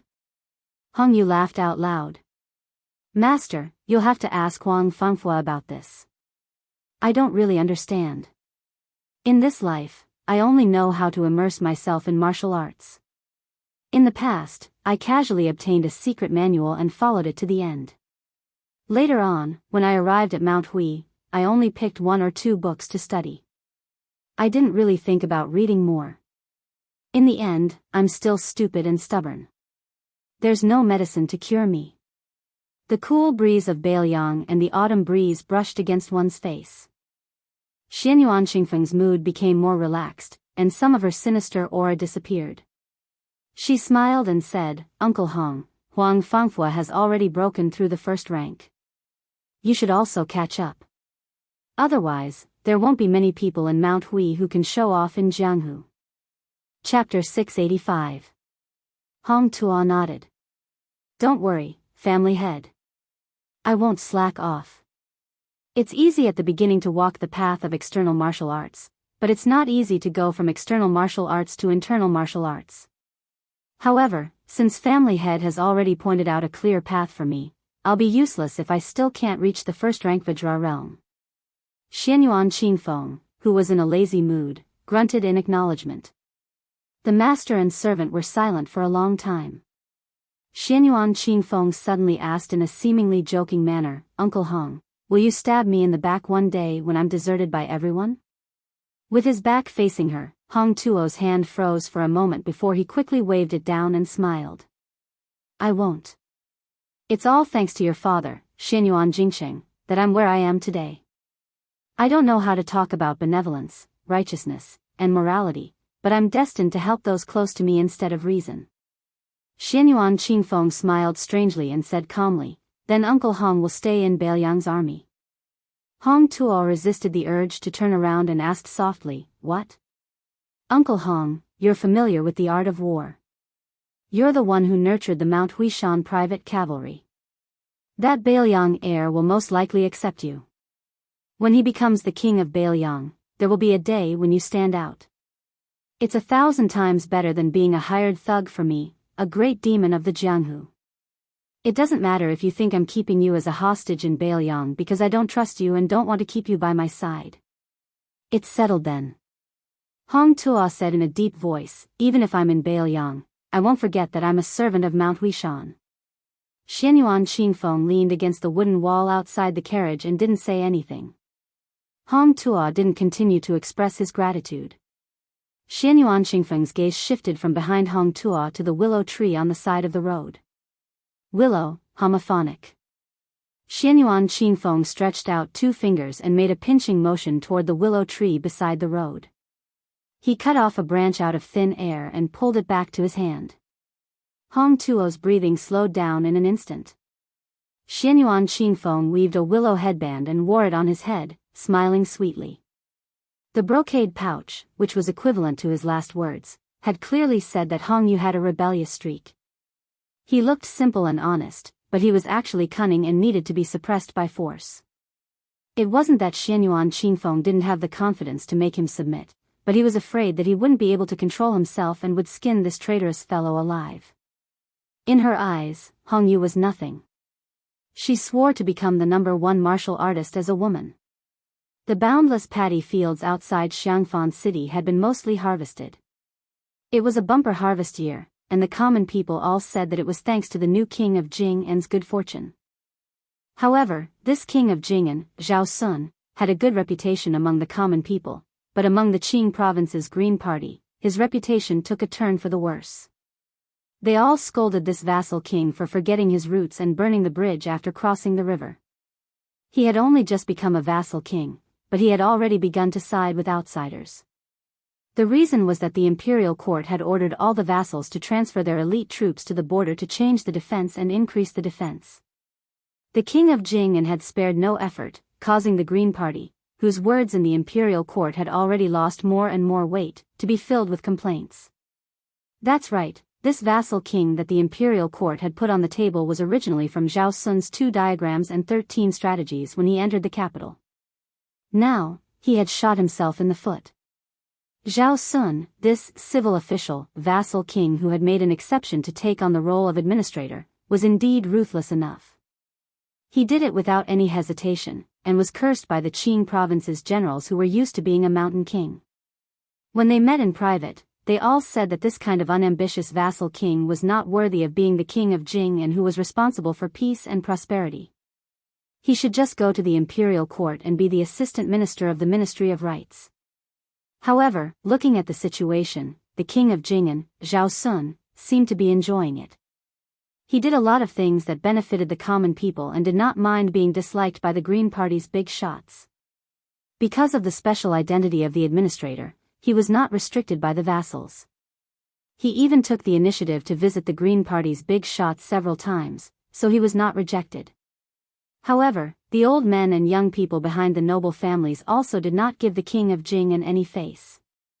The deep friendship accumulated over the years in the past had been diluted. Only some of the younger generation and many people who did not have a say in the family for the time being still had a good impression of Zhao Sun. Today, in the suburbs of Xiangfan, a farmer's family was flattered. 2 scholar-like young masters actually stopped their horses and got off. One of them, who was dressed in luxurious clothes, even personally went to the field to help them harvest the rice. At first, the farmer in charge of the family did not dare to let the young master do it for fear that he would cut his hands. However, he could not endure the smile on the young master's face and begged, so he trembled in fear and agreed. The young master was indeed a scholar who looked very knowledgeable.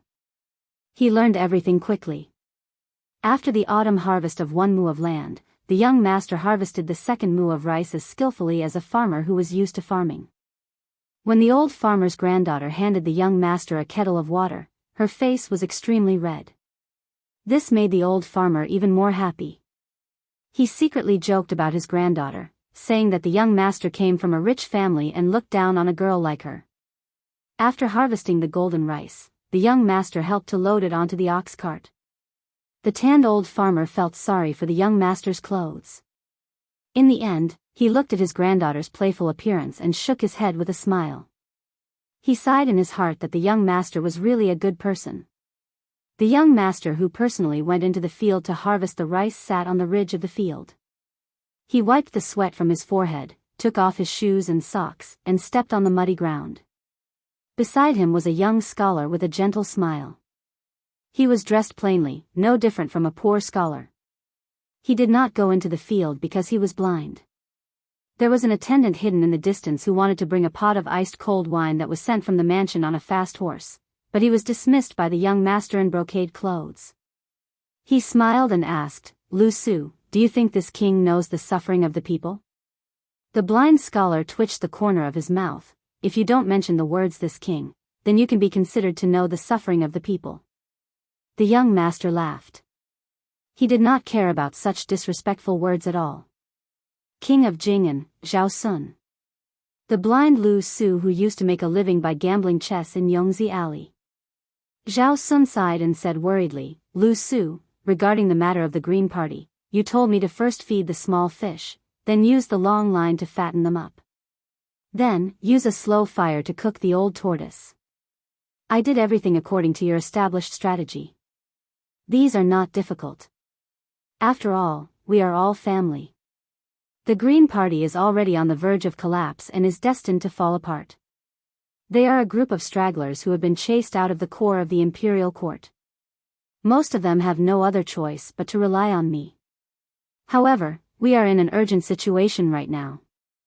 The Song family of the three heroes in the capital is determined to bite me. That old man Song Guanhai created the school of mind and dominated the literary world for 20 years. After my dynasty calmed down, this old man Song wrote 2 biographies, Loyal Minister and Treacherous Minister. He also compiled a complete book of 9 pavilions. Every month, on the 15th day of the month, he commented on the scholars of the world and was allowed to ride a horse in the imperial city. The young master Song Jiqiu surpassed his master and took over as the right chancellor of the imperial college. Every word of his was worth 1,000 gold. Even his majesty praised him endlessly. Now that the imperial examinations are selecting scholars, most of the scholars have no choice but to write the Song style to curry favor with the examiners. The young phoenix of the Song family, Song Kelly, also did not disgrace his family's reputation. In one fell swoop, he was ranked 2nd and became the new yellow gatekeeper. If he is sent out to be an official for a few more years, he will immediately mix with the sand and come to our side. Song Guanhai still bears a grudge. Father humiliated him in court and called him an old man. Now, he is in the capital every day and constantly impeached me in the imperial court. Even if I heard that he is now ill and does not have many days left to live, with Song Jiqiu and Song Kelly around, it will be an almost endless battle for us. Perhaps it was because Lu Su was blind, but when he listened to others, he seemed to be particularly attentive. He had a gentle temperament and never interrupted others when they were talking. Naturally, he would not say anything extravagant. He quietly waited for the king of Jianghu to finish complaining.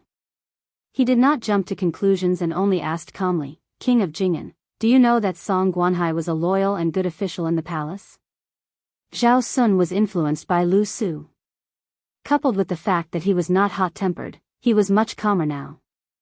He nodded and said, of course I know. During the spring and autumn period, Song Guanhai, who was a slave of 3 surnames, told the late emperor about the difference between a loyal official and a good official in order to clear his name. A good official is one who is not afraid of being punished by swords and axes. In order to leave his name in history, he let the emperor be cursed by history books. On the other hand, a loyal official is one who diligently assists the emperor to achieve great things. At the same time, he also gains a good reputation. His descendants pass on the torch and his fortune is boundless. Song Guanhai, that old man, of course, regarded himself as a loyal official. In the past 20 years, he has ridiculed, remonstrated, and remonstrated countless times. Even the empress has personally pleaded with the emperor on his behalf several times. Only then did he escape imprisonment. On this point, I really admire this old man Song from the bottom of my heart. The corner of Lu Su's mouth curled up into a mocking smile. He shook his head and said slowly, it's just the long and short doctrines of a school of vertical and horizontal doctrine. Suddenly he uses Confucianism, then he turns to old man Huang, and then he worships the law. There's no integrity to speak of, so he can't be called a teacher. His Majesty once said that teacher Song is slow and understanding, but I think it's charming.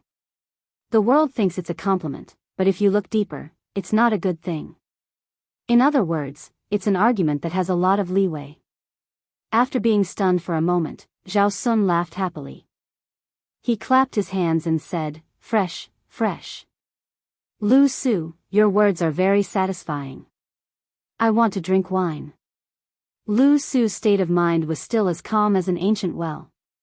He smiled faintly and said, the last time I asked the maid to read the secret letter you sent from the capital, one of the rumors was written ambiguously. It was rumored that Song Guanhai secretly kept a copy of the memorial to the emperor. However, he has resisted the urge to hand it over to the historian. This is a person who wants to be both a loyal and a good official. Chapter 686. Zhao Sun frowned and said, it's hard to say whether this is true or not. Even if Song Guanhai really does have the secret memorials, as long as we don't hand them over to the scribes, what can we do with them? If we bring them into the coffin one day, it's even more hopeless. This old man's Song will definitely be able to let His Majesty write the inscription on the tombstone after his death. Lu Su said calmly, based on Song Guanhai's character, it must be true. As for whether he will hand them over to the scribes after his death, considering the good fortune of his descendants, even if he is old and muddle-headed, his son Song Zhiqiu will stop him. But Zhao Sun said impatiently, tell me. Lu Su, who had no intention of keeping them in suspense, paused. Zhao Sun hurriedly apologized with a smile. I was too impatient. Lu Su said, when people are approaching old age, especially when they know that they are still alive, some powerful people who have no foresight and no worries will often make some mistakes that can be big or small. Even if Song Zhiqiu wants to patch it up, it's not watertight. We just need to wait until Song Guanhai passes away and strike while the iron is hot. We can use the spies in the Song residence to deliberately leak this information to a certain power in the capital that is hostile to the Song family. If there are no dead soldiers or spies, it's fine. Groundless rumors and slanders are just as reliable. The capital has no shortage of people who make groundless accusations. But there is one thing that is extremely important. The news must be passed quickly and reach the emperor's ears as soon as possible. We must not give the Song family the time to destroy the copies of the memorials. If they were quickly destroyed, then if they wanted to overthrow Song Guanhai, they would have to let the Prince of Jing'an's estate take the lead and instruct someone to gather 342 memorials and spread them throughout the capital. However, this way, you would inevitably be implicated, which would not be wise. We can't underestimate the intelligence of His Majesty's spies and the keen senses of those old people in the officialdom. Also, Prince Jing'an, please keep in mind that Song Guanhai is the eldest imperial prince and the fourth imperial prince's benevolent teacher. Although you've met them once in the capital and you seem to have a good impression of each other, the disadvantages far outweigh the advantages. If there was no need for King of Jing'an to personally deal with the Song clan's disaster, and if there were no traces left behind, then they could tarnish their own reputation by faking the leak of a copy of the memorial, saying that it was all because of you. This way, you can completely remove yourself from the capital's officialdom and temporarily distance yourself from the two princes. Furthermore, you don't have to worry about His Majesty becoming suspicious of you. After all, he is not an ignorant and mediocre ruler. Instead, he will only place more trust in you. This is the right path for Xiang Fan and you, the administrator. King of Jing'an, Zhao Sun, mulled over it carefully and nodded repeatedly. However, Zhao Sun immediately asked, can this small matter really topple the Song family? Lu Su smelled the unique fragrance of the autumn rice paddies and a smile finally appeared on his face. When acting in the officialdom, one can't go overboard. It's the same principle as stewing old duck soup. Slowly stewing it will bring out the flavor, but if it's too long, it will lose its flavor. The Song family's scholarship is good, but as an official, they are far inferior to Grand Secretary Zhang, Chancellor Huan, and the others. Compared to West Chu's Grand Preceptor's son, they are far inferior. Also, since ancient times, the requirements for writing are great, but the requirements for getting to the point are small. Don't look down on this kind of small matter. What truly made the Song family fall from glory is precisely this kind of small matter. Officials who reach the pinnacle of glory are always accompanied by fortune and misfortune. Song Guanhai is not Su Shao, nor is he Gu Jiantang, nor is he Zhang Julu, who seems domineering and eccentric, but actually has an incomparably deep foundation. The Song family, which has only been rich for 3 generations, has lost its foundation and is frivolous. It seems that the family is full of glory, but Song Guanhai has made too many enemies, so it is very difficult for them to maintain their integrity in their later years.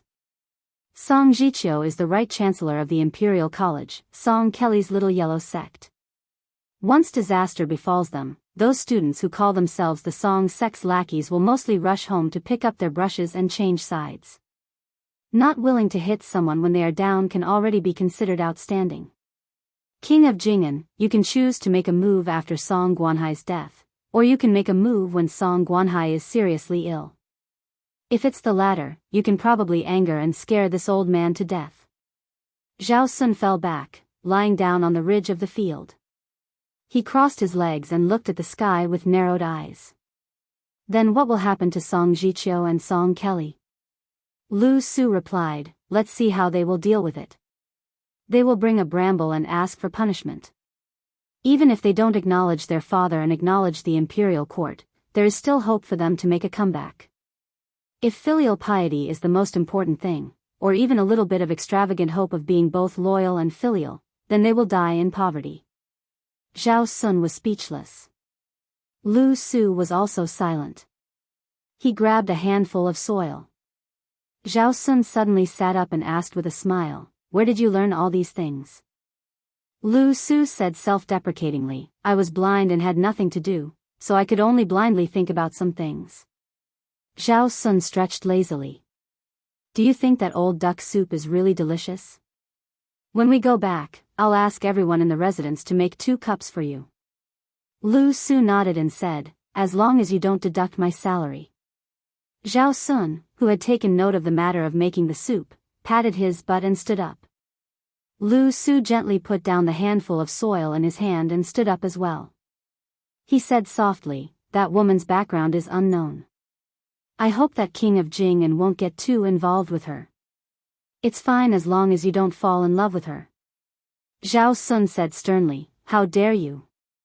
Lu Su smiled but did not say anything. They were in a deadlock. Zhao Sun's expression suddenly changed.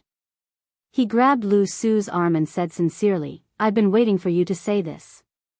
I know that in Xiang Fan, only you are sincere to me. How can Zhao Sun not know? Lu Su, I hope that in the future, when I take the wrong path, please be frank with me. I'm just a blind man who can't take the imperial examinations and can't be an official. As long as King of Jing'an is willing to tell me, I will tell you everything I know. Chapter 687. Hey, do you want to hear about the matters in bed? I, Zhao Sun, can even tell you about this. Don't listen to indecent things. Don't. Lu Su, you taught me everything. Today, I must turn the tables and tell you about the matters between men and women. Don't listen to indecent things. Other than when the old king of Jing'an and Zhao Heng were still alive, Lu Su had been transferred to various government offices to serve as minor officials. After Zhao Sun's succession was passed down, he had been living in the palace. Unexpectedly, he did not hold any official position and was only considered an advisor. However, in the palace, no one dared to neglect the most popular person in front of the vassal king. Even the head butler, who had been in charge of the palace for 2 generations, was also concerned about the blind Lu Su's well-being when he met him, fearing that he would make the slightest mistake. And Lu Su was indeed easy to talk to. Occasionally, when he was free, he would be able to get along well with the servants in the mansion. He would tell stories about the Fox Immortal's strange stories, help people to read their fortunes, read their palms, and write couplets. He would also grant anyone's request. He was truly an individual immortal who had no desires. No matter how petty and difficult it was to deal with someone, they would not be able to hate him. Who would be so free to make things difficult for a kind person who would not snatch anything from you but could help you at any time? Lu Su's residence was quiet and elegant. Although it was a standalone residence, the place was not very impressive. In the courtyard, other than a few maids who were in charge of cleaning and chores, there was only a personal maid called Xinghua who served this young blind man who stood aloof from worldly affairs. In the dead of night, Lu Su sat in the study and took care of Xinghua. He specially lit 2 oil lamps. As for whether or not the high-grade turpentine oil was as precious as gold, Lu Su did not care about this kind of thing. Lu Su was currently doing something he had been doing before he became blind. He mocked himself for being a dog's tail. That was to collect the 23 historical records, as well as the chronicles of the various prefectures and counties under the heavens, as well as the compilations and memorials of various generations of famous officials of various dynasties. Regardless of whether it was the national classics or the imperial decrees, or the official records of the people's secrets, he would record whatever he could get his hands on. Other than the king of Jing's collection of books, he also asked Zhao Sun to secretly purchase them. Lu Su still did not haggle over how much money he had spent. Lu Su had the maidservant Xinghua read the text every day, and also helped to draw the outline of the geographical map. He would personally write in tiny regular script and make detailed annotations on the first draft of the book. So far, he had already completed more than 10 volumes of the book, which was placed in a bamboo basket in the corner of the study room. For the time being, the title of the book was The Spring and Autumn Prescriptions for the Cure of Diseases in the Prefectures. He intentionally demoted himself as a mediocre doctor who only knew how to treat headaches, taking the pulse and treating the diseases of the prefectures in the world. As for whether or not he could prescribe the right medicine, it would be up to the person who would read the book in the future to decide. It was not accurate to call it a military classic. It was wrong to call it a simple geographical map. Zhao Sun once came to the study room and casually flipped through the book. He had no interest in reading it. Lu Su, who only thought of writing this book as a leisure task, did not force him.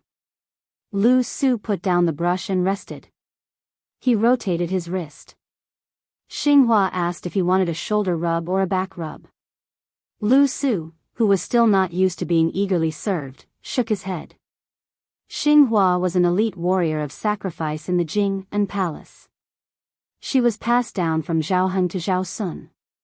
She was proficient in zither, chess, calligraphy, and painting. She must be even more proficient in protecting people and killing people. She could calmly face death in order to protect Lu Su. She could also kill Lu Su without batting an eyelid because of Zhao Sun's words. Lu Suan was blind, but he was well aware of it.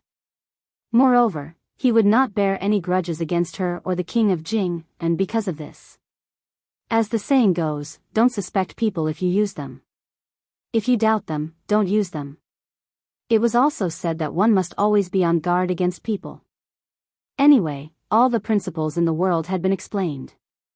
But if there were too many principles, it was as good as not saying anything. Lu Su had been studying how to carefully weigh people's hearts. In the end, he came to the conclusion that women and children all knew how to weigh the pros and cons. After thinking about it, he could only come up with a method that Lu Suan thought was stupid. It was to use the number of chess pieces to calculate the thickness of people's hearts. Lu Su listened to the subtle sound of the burning lantern and smiled. Xinghua, there are countless sounds in the world. Which one do you like the most? Xinghua looked ordinary, but her voice was crisp and pleasant. Her figure was also graceful. Because she had to read books and occasionally write for Lu Su, she sat on the chair next to him. She smiled and said, "Young master, I don't know. But if you give me some choices, I can answer." Lu Su nodded gently. After thinking for a while, he said, "The sound of spring, the sound of zither, the sound of pine waves, the sound of bamboo whistling, the sound of mountain birds, the sound of banana rain, the sound of falling leaves, the sound of children reading, the sound of famous prostitutes singing, and the sound of young girls selling flowers." Xinghua covered her mouth and smiled. "I will definitely choose the sound of flowers selling flowers." Lu Su laughed involuntarily. "I forgot that your name is Xinghua. But let me tell you, there was a great writer in the previous dynasty who was called the Son of Poetry. His words were the same as yours. He also said that among the thousands of sounds of heaven and earth, the sound of flowers selling flowers in the deep alleys of the market was the most heartbreaking." Xinghua asked doubtfully, "Young master, why is that?" Lu Su probably had a request in front of her, so he was not stingy with his words. "I have been thinking about the reason all these years. I will tell you when I have figured it out." Xinghua was much more casual after spending so much time with Lu Su. She joked, "There are also things that you don't understand?" "There are many." The blind scholar, who was once praised by the king of Jing'an as not inferior to Yuan Benshi, picked up his brush again and bent over the table to write the prescription. This king was Zhao Heng, not Zhao Sun. Lu Su still did not know who Yuan Benshi was that made Zhao Heng hold a grudge against him before his death. Chapter 688. Xianyuan Qingfeng handed over a wooden name thorn made from the heart of a 1,000-year-old cassia tree and was brought to Biyao Palace by the steward. They passed through corridors and finally arrived at the pavilion in the middle of Tidehark Lake. The young man's hair was as white as frost. He casually tied a red rope into a knot and sat on the railing near the water. He leaned against the gold-painted pillar and played with the name thorn Xianyuan Qingfeng gave to the prince's estate. Xianyuan Qingfeng stood outside the pavilion on a lotus pedestal embedded in the water. Along the way, all sorts of feelings welled up in his heart. Years ago, during the Lantern Festival in Wuzhou, this handsome young man was together with a perverted scoundrel. After an argument, he was chased away by her retainer like a rat across the street. At that time, Xianyuan Qingfeng only thought of him as a useless and uninteresting man from a poor family. He was uneducated and had no hope of passing the imperial examinations.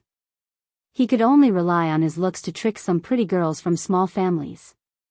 Afterwards, when he occasionally thought of that farce, he only guessed that his mother must be a great beauty capable of causing the downfall of a country to be able to give birth to such a good-looking son. Who would have thought that after reuniting with him at Mount Hui, he would suddenly become the infamous heir of the Northern Liang Empire, leading 100 armored soldiers into the Longhu Empire. It could be said that it was because of him that she was able to become the owner of the Bull Gang. However, Xianyuan Qingfeng still couldn't connect him to the man who was about to become the king of Biyao. It wasn't until she personally stepped into the prince's estate on Mount Qingliang that she gradually understood that Su Fengnian would become the second prince of Liang dynasty after Su Shao. Su Fengnian rubbed the name thorn made from the heart of a cassia tree and smiled at the woman who came all the way from Jianghu to the northwest of the dynasty. There were many 1,000-year-old cassias on Mount Fengyao, but they gradually died in the past 100 years. The last Tanguay was no exception. Thus, Mount Hui's cassia wine became a masterpiece. Su Fengnian waved his hand and asked softly, "Other than the 100-odd secret manuals, did you bring cassia wine?" Xianyuan Qingfeng walked into the pavilion and chose a seat furthest away from him. He looked straight ahead and calmly said, "There isn't much left in Mount Hui, but if you want a drink, I'll bring you a jar next time." Su Fengnian placed his nameplate on his knees. His face showed signs of fatigue. He closed his eyes to rest. He didn't seem to be a good host.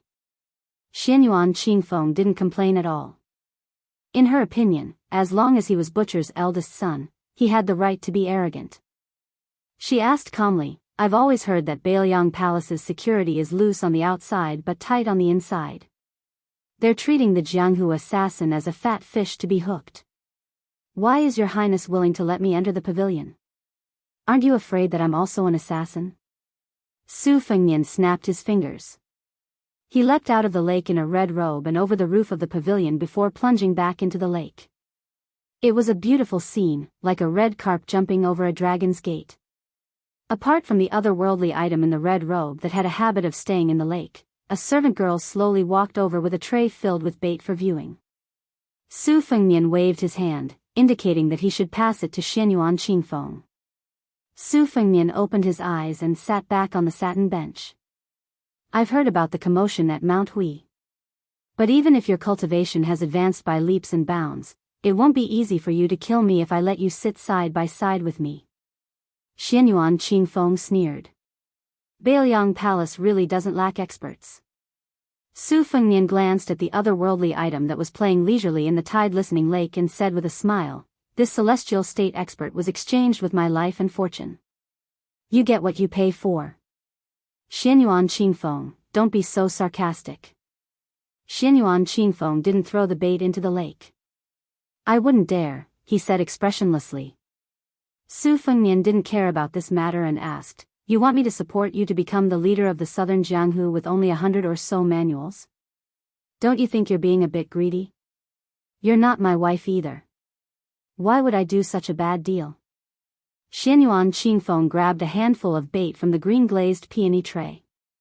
He wasn't in a hurry to throw it into the lake to enjoy the scene of tens of thousands of carps rolling in the water. I can help you in your hour of need, he said slowly. Su Fengnian stretched out his hand. Xianyuan Qingfeng said, there's no lack of people in Mount Hui who are eager for success and have real talent. Hong Yu is one of them. These boorish men of Jianghu don't lack skill or ambition. What they lack is a path. As long as Biyao is willing to accept them and lure them with enough bait, they'll be willing to take the bait. But there's one thing I have to tell you, Xianyuan Qingfeng. They'll enter Biyao to seek positions and wealth, but they won't be willing to put their lives on the line. If you want them to fight on the border after entering the Biyao army, they'll definitely refuse. But if you want them to become a 6th or 7th rank military officer in Biyao, as long as it's an official's hat, they'll be willing to do 80 to 90% of their work for you. Su Fengnian sneered, Xianyuan Qingfeng, is your official's hat a cabbage from a roadside stall? Xianyuan Qingfeng threw a handful of bait into the lake and said calmly, everyone knows that Chen Jibao entered Shu and was conferred the title of king. Most of this war saint's trusted subordinates have also resigned and gone to Shu. There's also a large number of 6th or 7th rank military officers who are itching to make a move. When the time comes, why don't you give these newly vacated seats to anyone? It's better to do them a favor at no cost. The people I'll give you are all young, but they've been famous for a long time. Give them 1 or 2 years and they'll be able to convince the masses. Although I, Xianyuan Qingfeng, have never been an official, I do know a little about the art of managing people. A new emperor brings in new courtiers. If you want to be the king of Biyao, you'll need some of your own people, even if they're a little mixed up. Su Fengnian smiled. With your little skill, you only know a little about the art of managing people. It can't be called the art of managing people. It's the same as riding a sword. Chapter 689. Xianyuan Qingfeng didn't retort, but poured the entire tray of bait into the lake with a cold expression. The koi fish splashed into the water, creating a clamor. Su Fengnian waited for the lake to calm down before saying helplessly, when will you change this bad temper of yours? When Wen Hua and I first met you, although we couldn't control our mouths and flirted with you and were in the wrong first, how many noble ladies would be so calculative as you? Now that you've become the head of the Huishan clan and want to unify the Jianghu, with your terrible temperament, even if you become a top-notch expert in martial arts, you're destined to be alone. Of all the people I could nurture, why did I have to nurture you? You're destined to draw water with a bamboo basket, wasting not only money but also energy. It's true that we wouldn't have known each other if we hadn't fought, but when we sit down to do business, we have to pay attention to the rules of doing business. Xianyuan Qingfeng stared at Su Fengnian, his eyes cold. Su Fengnian, it's not your turn to lecture me. Su Fengnian, who hadn't rested much since arriving at the prince's estate, leaned against the pillar again and said softly, I treat you as half a friend, that's why I'm nagging you with these unflattering words. It's up to you whether you want to listen or not. Xianyuan Qingfeng sneered. Can't you be frank with me? Su Fengnian gently clapped his hands and smiled. All right then. Since you have a favor to ask of me this time, I'll be frank with you. I have a friend who's fighting Han Diaosi in the western regions. It's been a while now, and the prince's estate has sent a few loyalists over to help, but they haven't been very effective. Now that your cultivation has skyrocketed, why don't you go and warm up? Just treat it as a dangerous martial arts practice. Oh right, Xianyuan Qingfeng, do you have a man you like? If not, that's good. That friend of mine is the number 1 beauty in the world, Nangong Push. The number 2 beauty, Chen Yu, is rated as not inferior to Nangong. That's Nangong. I'm used to calling him White Fox Face, but remember not to call him that. You'll get beaten up. Assassinating the world's premier eunuch, Han Diaosi, can also be considered as a proof of your allegiance to the Biyao. Only when there is no way out can I rest assured and trust you, the head of the Huishan clan, who is thousands of miles away. Xianyuan Qingfeng sneered. This is your imperial person technique? It really can't be said to be perfect. Su Fengnian shook his head and said, I'm the same as you. I only know how to control people. We're both newborn calves in the officialdom. Xianyuan Qingfeng glanced at the crown prince's snow-white hair and asked with a smile, Su Fengnian, what happened? Su Fengnian stroked his hair and said calmly, to put it nicely, I'm at the pseudo-finger profound realm. To put it bluntly, I'm sure you can tell that even if I'm fully recovered, my cultivation base won't even be at the second rank. However, in the blink of an eye, I was able to use pseudo-heavenly phenomenon to control swords. Therefore, you don't have to pity me. If you want to pity me, you should at least wait until you've truly entered the perfected finger profound realm. This woman's temper was truly terrible. She couldn't even be bothered to hide her schadenfreude and laughed loudly. Pseudo-finger profound realm and pseudo-heavenly phenomenon. It only sounds frightening. Su Fengnian, then won't you be at the Vajra realm for the rest of your life? I really want to take pity on you. Su Fengnian looked at this smiling face and laughed as well. Like I said, you look better when you're smiling. Xianyuan Qingfeng didn't deliberately hold back his smile and laughed wantonly. I'm really happy to see you in such a miserable state. Su Fengnian threw the nameplate back to Xianyuan Qingfeng. Although we're not familiar with each other, we're not strangers to the point where you need to hand over your nameplate to visit my house. In the future, if you come here again, you don't need to go through the front door. You can even climb over the wall to enter. As long as the good news I want from the western regions comes, I guarantee that your Mount Hui won't lack money or people. Xianyuan Qingfeng took the nameplate and placed it on the blue and white plate. Suddenly, his smile disappeared and he asked seriously, Su Fengnian, are you saying that a dying man's words are kind? Su Fengnian laughed and scolded, bullshit, Xianyuan Qingfeng. Can't you say something nice that doesn't sting people? Xianyuan Qingfeng said, when do you want me to go to the western regions to kill Han Diaoxi? Su Fengnian stood up and waved his hand toward the shore.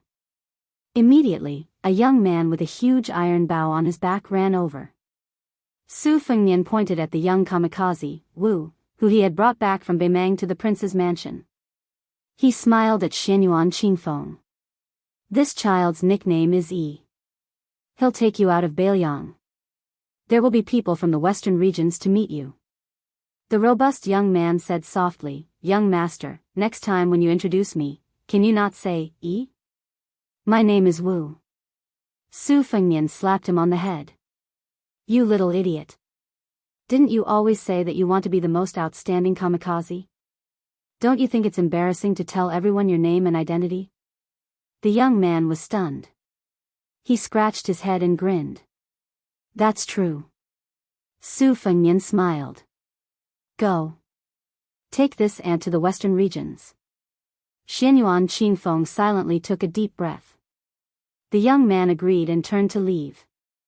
From time to time, he would steal a few glances at the woman beside him. Ant? How old would he be? Almost 30? Could it be that she took good care of herself? Su Fengnian said behind Xianyuan Qingfeng, I'll make arrangements for Hong Yuang's whereabouts. Xianyuan Qingfeng turned around and smiled. You're such a good nephew. Su Fengnian laughed it off. What a woman who refused to be taken advantage of. After laughing, Su Fengnian walked to the courtyard where his second sister, Su Weisheng, was staying. The smell of medicine filled the air. He sat down at the head of the bed. She was still unconscious. For the past few days, Su Fengnian had been staying in the room. Other than washing up carelessly and changing into clean clothes, he hadn't slept much. The color of his clothes had gradually faded, revealing his white hair. He found it troublesome to dye it, so he had Blue Bird wash up and give up. Su Fengnian gently held her hand. The room was silent. The fire was big and smokeless, and the water was smooth and soundless. People's feelings were so bitter that they were speechless. Chapter 690. Biyao was in turmoil. The news that Qin Jibao had entered Shu and was about to be made king had spread throughout the world. He was probably going to become the second king of Liang before Su Fengnian, the hereditary king of Biyao. A simple and elegant carriage slowly stopped in front of the Chu manor. The gatekeeper, who was leaning against the side door and eating melon seeds, was a little stunned. The coachman was a young woman in green. She thought that the master of this manor was really not afraid of sending a servant girl into a tiger's den. However, when the gatekeeper saw the people coming down from the carriage, he was so scared that he kept quiet out of fear. His lips trembled as he threw down a handful of melon seeds and staggered out of the door. The first to come down was a white-haired man. He wore a white base and a black robe. He did not have much of an air of nobility, but his face was enough to make the gatekeeper nervous.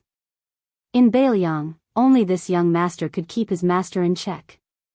Behind him was the second son of the great general, Su Longxiang, the handsome Yuan Zuozong, and the tall and sturdy Qi Dangua. The four of them were all prominent figures who could not possibly visit the Chu manor. Now that they had gathered together, could it be that they had come to raid the manor? The gatekeeper hurriedly spat a few times. General Chu's loyalty was clear. No matter who they raided, they would not be able to get here. Seeing the rare guest at the front, His Royal Highness Su Fengnian, the quick-witted gatekeeper knelt down without another word. Just as he was about to muster enough energy to shout and make his master proud, Su Fengnian had already laughed and said, "That's enough. Stand up and lead the way." The group had just sat down in the main hall of the Chu manor when they felt the ground shake. Chu Lushan, dressed in loose casual clothes, stepped over the threshold and rolled into the hall. A lump of fat knelt at Su Fengnian's feet. "Lu Qiu has finally brought your highness to my humble abode. Your presence brings light to my humble abode. When I return, I will burn more incense for my ancestors." Su Fengnian kicked him. "Humble abode? I don't think it's any worse than Biyao Palace. Today, I've brought second brother Yuan and General Qi to your place to drink. Don't talk nonsense. Let's find a quiet place that isn't so tacky." With great difficulty, Chu Lushan staggered to his feet. He turned his head and gave the old steward of the residence a fierce look. Then, he turned his head and gave a fawning smile. A pair of soft and boneless white and chubby hands pulled on Su Fengnian's arm. "There are good places to drink and drink tea. Later, if your highness is dissatisfied, Lushan can cut off 2 caddies of meat to drink." Su Fengnian said sarcastically, "You're so fat, yet you're shameless enough to serve as food. The rest of us can't even eat." Chu Lushan said embarrassedly, "It's Lushan's fault for not being able to grow a body that's fat and thin enough to go well with the wine." They arrived at a bamboo house. The purple bamboo was sparse and not dense enough to make one feel desolate. The small pond was deep and green. Sunlight shone through the gaps between the bamboo leaves.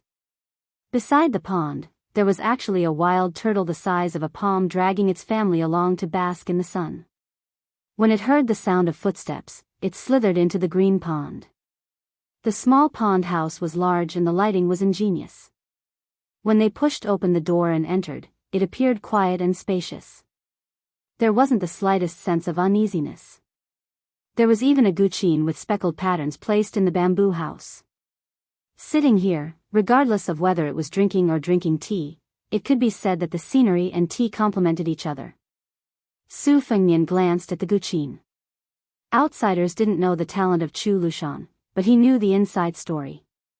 Chu Lushan was good at music, chess, calligraphy, painting, poetry, and poetry. It was a pity that he didn't have the appearance of a famous scholar. After sitting by the window, Chu Lushan poured 2 cups of wine for Su Fengnian and Qi Dangua. Holding the wine pot, he asked Yuan Zuozong with a smile, "Since you don't mind my dirty hands and the smell of wine, I'll be bold enough to pour a cup for you." Yuan Zuozong raised his eyelids. Chu Lushan took the opportunity to pour a cup of wine. Qi Dangua had a good relationship with Chu Lushan. Among the 6 adopted sons, he was the most popular one. He and the other 5 adopted sons of the same generation often visited each other's homes. A little girl from the Chu family was born a few years ago. She even recognized him as her adoptive father. The only thing he didn't do was to betroth the 2 children to each other. Chu Lushan often beat and scolded his other sons as if they were adopted. Only this little girl was doted on. He despised Qi Danggua's youngest son for having a coarse appearance. This made Qi Dangua ask Chu Lushan why his son was ugly every time they met in the past 2 years. Su Fengnian took a sip of wine and looked around. Among the three, White Bear Yuan Zuozong had the highest military rank. He was a second-grade Jinan general, which was a real high position and power. In the Beiliang army, he was only half a grade lower than Chen Jibao, the governor of Beiliang. Yuan Zuozong was currently the deputy general of the Great Snow Dragon Cavalry. Chu Lushan was a primary third-rank Thousand Bull Dragon marshal general, but he did not have any actual military power. Qi Dangua was even worse. He was just a Zhichong chaplain with a very small official hat. However, in every large-scale battle, he was responsible for carrying the flag. Because Beiliang was under the control of the military and the government, and because Su Shao was once a first-grade pillar state and a first-grade agile cavalry general, and because the emperor was far away, the civil officials had the same rank as the Liang dynasty. Most of the generals could be 1 grade or half a grade higher. The imperial court also pretended not to see this. Even Grand Secretary Zhang Julu had said that Beiliang should be like this. Today, Beiliang didn't have a special civil official system. Just the generals who were 7th grade and above, not to mention the officials who had withdrawn from the border, still numbered as many as 80 people. Most of these people who supported Beiliang's 300,000-strong cavalry hadn't seen Su Fengnian with their own eyes. Su Fengnian finished a cup of wine. While Chu Lushan was pouring wine, he asked, Lu Qiu'er, who do you think will be the governor of Beiliang? Chu Lushan said without hesitation, General Yuan. If it weren't for Zhong Honggu, the cavalry commander, and Yan Wenluan, the infantry commander, they would have the qualifications and ability. But to be honest, General Zhong has a big prejudice against His Highness, and he has a complicated relationship with Chen Jibao. It's not suitable for him to be the second-grade governor. As for Yan Wenluan, he seems to be impartial and has a gap with Chen Jibao. But the old general has a gloomy temper and is more difficult to deal with than Zhong Hongwu. I've been watching him for more than 10 years, but I haven't heard him say anything bad about His Highness. On the contrary, it's not reassuring. In the end, General Yuan should be the governor of the 2 provinces. It's reasonable in all aspects. Why are you staring at me? I said this in front of His Highness and you, Yuan Zuozong. It's the same in front of my adoptive father. Believe it or not. You don't appreciate my good words. You're hard to please. Yuan Zuozong smiled and lowered his head to drink. Huang Manor had been squatting beside the zither in a daze. Su Fengnian said calmly, Lu Qiu'er, give me a list of names. I'll promote 1 or 2 ranks as appropriate. If it's really necessary, it's okay to skip 3 ranks. Chu Lushan took out a stack of paper from his sleeve and handed it to Su Fengnian with a smile. Yuan Zuozong frowned and coldly stared at Chu Lushan, who could predict the future. Su Fengnian smiled and spread out 3 pieces of paper on the table. There were more than 60 people on the paper. In addition to the names, there were concise military resumes. The advantages and disadvantages were clear at a glance. The writing was Chu Lushan's unique semi-cursive. It was dangerous but not strange. It was natural and unrestrained. Su Fengnian read it all and pushed it to Yuan Zuozong. After reading it carefully, Yuan Zuozong's eyebrows slightly relaxed. There were more than 10 people on the paper who could be classified as Chu Lushan's direct subordinates. But most of them were the frustrated middle and lower-level captains in the Beiliang army. What they had in common was that they were young and good at fighting. They were full of vigor without any lethargy. Su Fengnian asked with a smile, Lu Qiu'er, don't you have any scruples? Won't you take it out later? Chapter 691. Sitting like a small hill, Chu Lushan chuckled and said, there's no need for that. The general is my adoptive father who was willing to die for me. Needless to say, Your Highness is the master that I, Chu Lushan, am willing to submit to.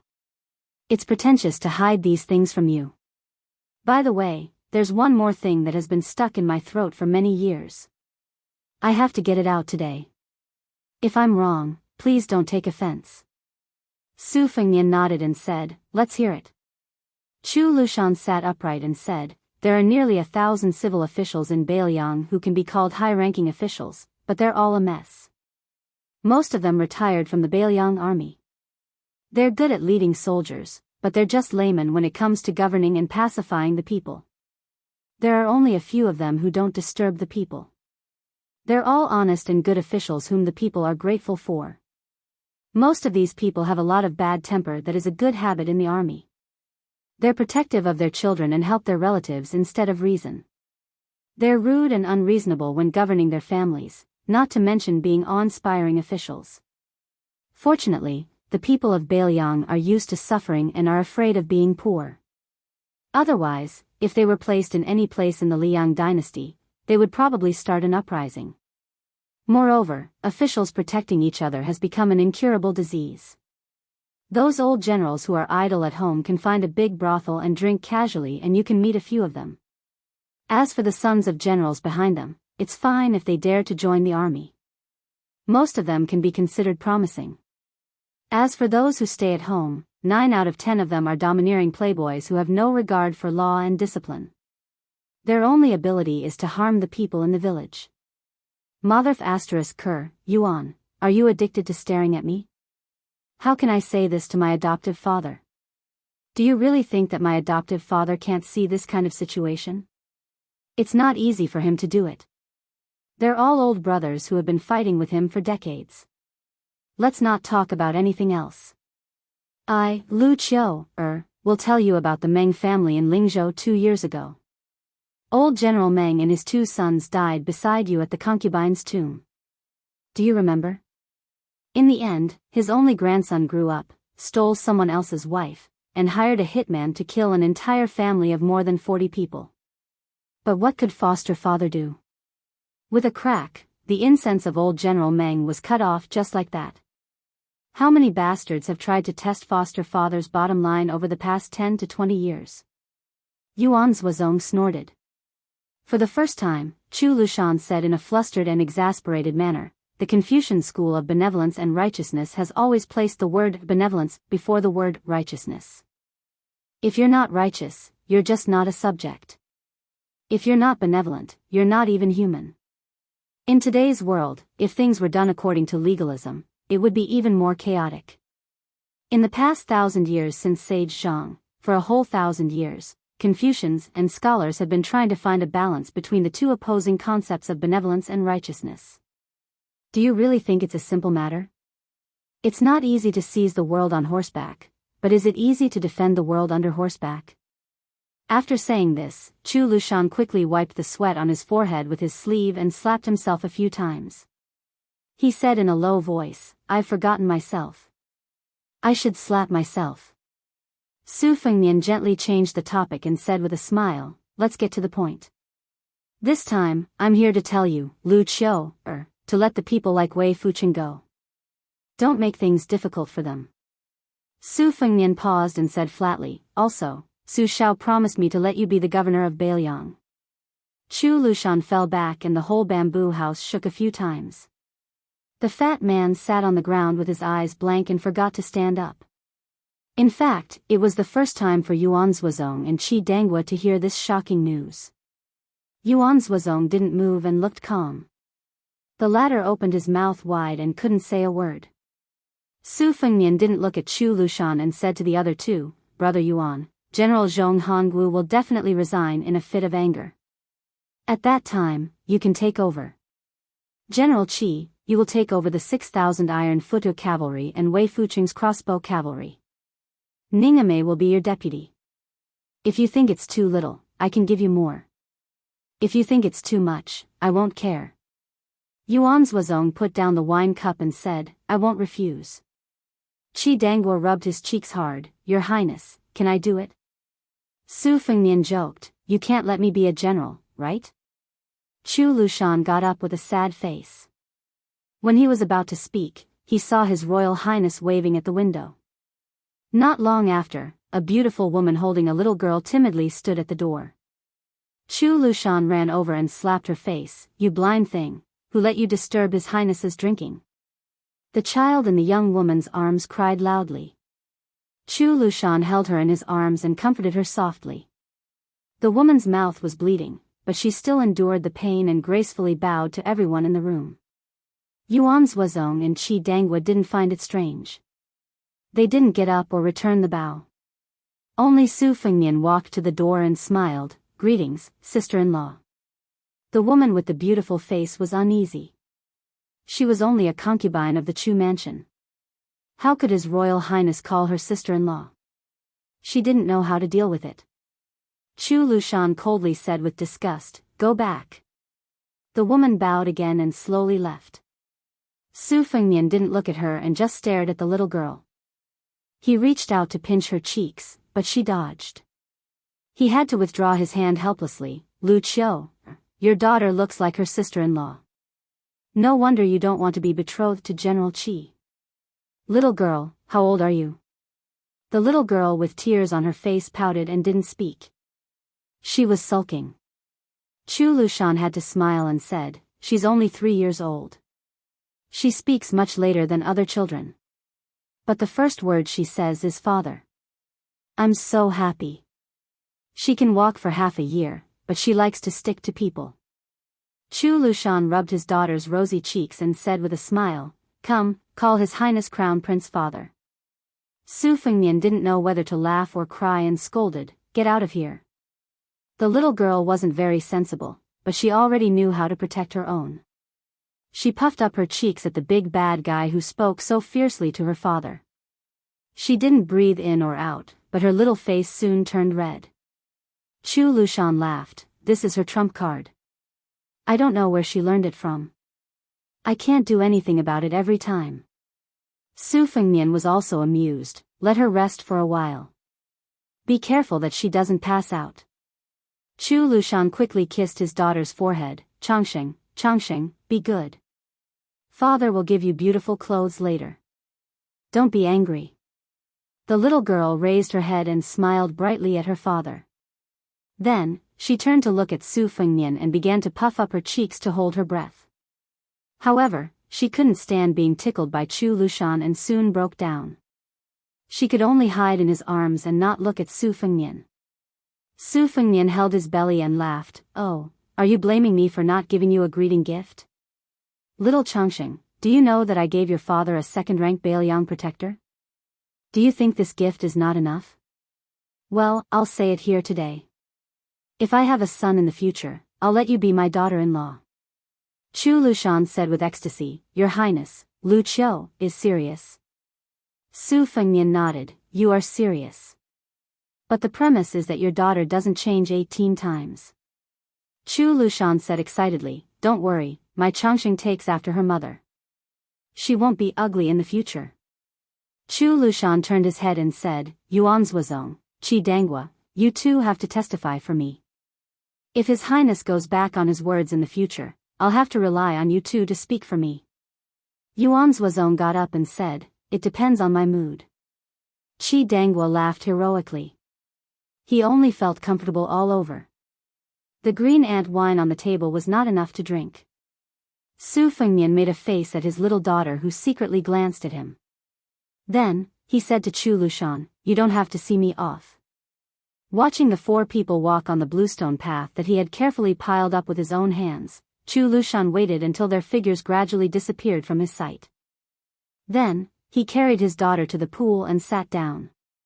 The little girl called out to her father. Chu Lushan came back to his senses and said with a smile, "Little Changsheng, it depends on whether you have the life to be the empress in the future." Chapter 692. As expected, Huaihua's great general Zhong Hongwu went to the Prince of Northern Liang's residence and directly scolded Su Shao. Su Fengnian had not even become the Prince of Northern Liang yet, but he was already selling his position. If he did not take back those military orders that promoted people who were not even fully grown yet, he would dismount from his horse and take off his armor. He wanted to be a farmer who took care of the fields. The king of Biyao only avoided the topic and talked about the exciting battles they had fought side by side in the past. In a fit of anger, the commander of the Biyao cavalry, Zhong Hongwu, threw down his general's helmet in the hall and headed straight for the Lingzhou mansion, closing the door and refusing to see any guests. At that time, Su Fengnian just happened to step into Lingzhou and visit the administrator's mansion. Li Gongda, who was already a high-ranking official, saw the young, white-haired man in the study and was dumbfounded. Then, tears flowed from the bottom of his heart. Probably because he loved the house and its crow, this administrator placed great importance on His Royal Highness. It was not just because of Su Fengnian's special status. Li Gongda naturally considered himself half an elder and half an official. The two statuses did not oppose each other. At this time, seeing Su Fengnian, he could only tightly hold Su Fengnian's arm and cry silently. Sir Li knew that crying like a woman was inappropriate and quickly wiped away the tears on his face. He called for Su Fengnian to sit down and drink tea.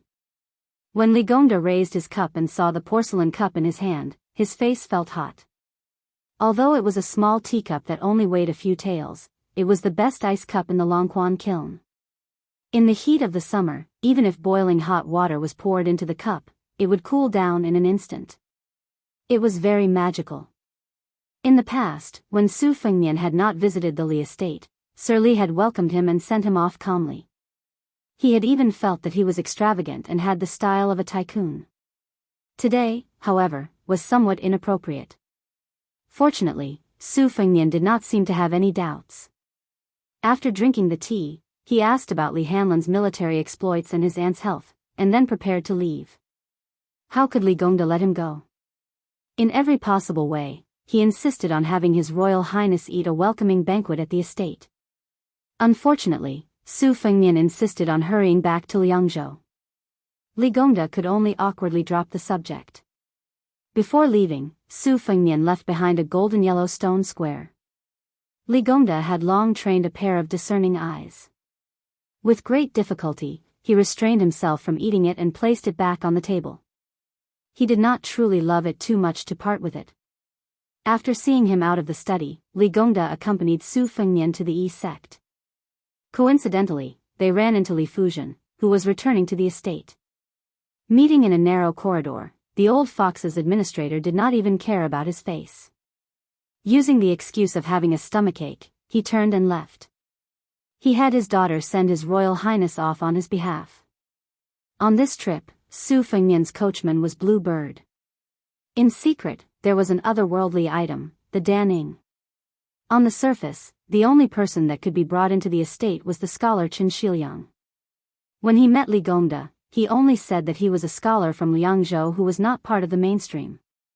Li Gongda, however, wished that he could memorize all 18 generations of Qin Shiliang's ancestors in his mind. Who knew if this scholar in humble attire would become a county chief tomorrow, and then the governor of Lingzhou the day after?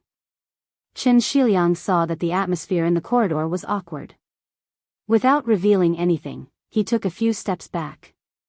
Clasping his hands behind his back, he sized up the precious inscriptions in the corridor. He distanced himself from Su Fengnian and the cool and elegant woman. Su Fengnian smiled and said, "I won't trouble you to see me off. I know the way."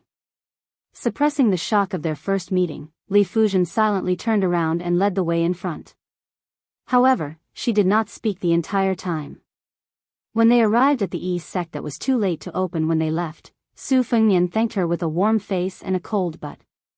He then led Qin Shiliang down the steps and into the carriage. Li Fuzhen did not cross the threshold to see them off. She watched as the Yi sect slowly closed. In reality, Li Gongda was standing not far behind his daughter. In a quiet voice, he said, "Fuzhen, in the past, I purposely brought you to the prince's manor because I wanted you to be close to him. This time, I want you to see him off." That's not the case. Father and daughter slowly walked back into the inner courtyard. Li Gongda slowly said, "There are many confidential inside stories that even a decorative administrator like me cannot come into contact with. However, since even Bailiang Protector General was forced to go to Western Shu, I think this man you look down on is not as you think, a crooked tree that can't be supported. You are just like your mother. You can't even pick a man. Back then, your mother refused to marry me no matter what. She secretly admired a talented scholar and said that I would only be a minor official for the rest of my life. If she married me, she would suffer for the rest of her life. If it weren't for your father, who took advantage of his mother-in-law's growing fondness for her son-in-law and practically tied your mother to a sedan chair, you and the Hanlon Academy would not exist in this world. Looking back at that talented scholar, he clearly had a family background much better than your father's. Even today, in Lingzhou, he is only a county magistrate in a remote village. He has been ostracized in the officialdom. All he can do is return home and vent his anger at his wife. This is because your father did not make things difficult for him. Every day, he would drink and go crazy, saying that he was born in the wrong era and that his ambitions had not been realized. When I was the magistrate of Lingzhou, that fellow had angered the son of a general in the same county and had almost lost his position as the county magistrate. He was already at the age where he knew his destiny, yet he still shamelessly gave me money, calligraphy, paintings, and famous inkstones. As for father, I accepted all of them. If I didn't accept them, I was afraid that he would go bankrupt and jump into the river to commit suicide. Later on, during the county's evaluation, I helped him write 16 words. His character was upright, honest, and self-disciplined. He had no grievances in prison, and he was selfless in court. Only then did he keep his position as county magistrate. After that, your father returned everything to him. Your mother has always been kept in the dark about this matter. You can just treat it as a joke. The reason why I'm telling you this is to let you know that a moment of glory and disgrace is nothing. Looking at a man is the same as looking at jade. In the Book of Rites, there is Yundague who does not cut out the finest quality. He is like a fine jade, without a single strand covering the flower. Some men are just like a green jade. Outsiders may think that the color is alright, but the quality are very poor. Fu Zhen, don't be in a hurry to defend that fellow that you like. Your father said that he would not break up a couple, so he will keep his promise. These past few years, I have been paving the way for him. Due to his poor family tree, your father helped him enter the ranks. He went from a poor scholar to a noble family. Even if he did not pass the exam, it is fine. Your father helped him go from an official to an official. But look at him. Other than wanting to stick to you all day long and saying words of love that don't cost him money, has he ever spent any effort on currying favor with the officialdom? Yes, you might say that it is because he has a noble character and does not want to wallow in the mire. But did he write a few poems that are popular among the people or something? Or did he work hard to bring benefits to the people? For an official like him, if he does not fight, his spine will not be straight. You are not charming, and your knees are not too bent, but aren't you a little too comfortable? He clearly knows that your father will not starve him to death, so he took out his salary to buy you a few exquisite gifts. Does that mean that he cares about you? Fu Zhen, your father is not a pedantic noble family descendant. Today's official position was snatched from others step by step. Your father is stingy and shrewd to everyone, but I am not stingy to you and Hanlon at all. Of all the people you can be angry with, you had to be angry with your father. When has your father ever been wrong about whether someone is good or bad? Of all the people you can listen to, you had to listen to your mother, who is blind. She said that person is good at understanding others, but in your father's eyes, he is just a sweet talker who knows how to coax people. Women are just easily swayed. They can't be counted accurately. Li Fuzhen's eyes were red as she choked and said, after all is said and done, Su Fengnian is also not a good person. When has he ever said any sweet words to women? I don't care if he is a loser or just pretending to be crazy. Li Gongda said calmly, when you met today, your father deliberately let you be alone. Did he say a single word to you? Li Fuzhen wanted to say something but stopped. Li Gongda calmly asked, did he look at you? Li Fuzhen angrily said, I did not look at him. How do I know if he looked at me or not? Li Gongda smiled and said, oh. Then he slowly walked away from the fork in the road. Li Fuzhen stood in the same spot and was out of her wits. She was all alone. In the carriage far away from the governor's mansion, Chen Shiliang, who was born as a poor scholar, talked about politics as if he was making a joke. Beiliang province has 3 provinces, Liangyu province and Ling province. Liangyu province and Liangyu province are important places at the border and border with Beimang. Only Lingzhou province is relatively fertile. It is a place with more oil and water than Liangyu province.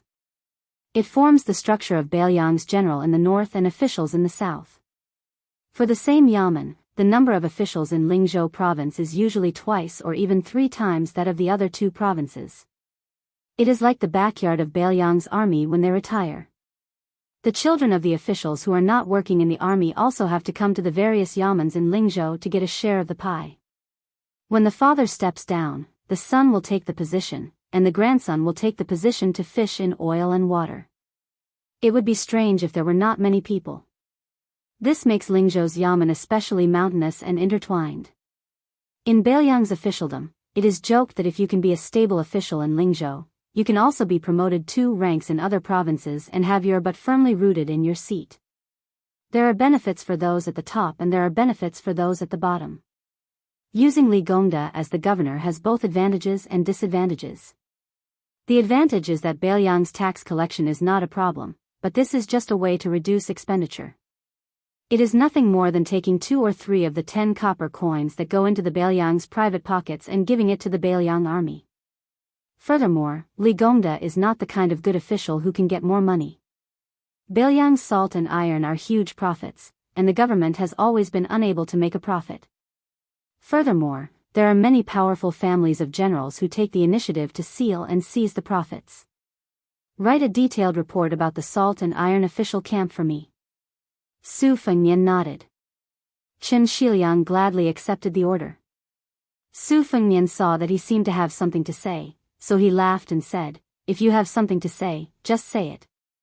If you want to rebel, there is no harm." Qin Shiliang said softly, "Li Gongda's official position is high enough, standard 2nd rank. He is greedy enough. Other than the prince's mansion, he is Beiliang's richest merchant.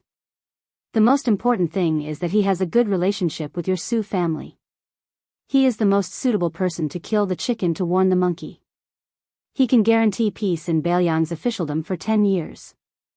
Chapter 693. Su Fengnian shook his head and said, 10 years? Impossible, it's hard to say even 5 years.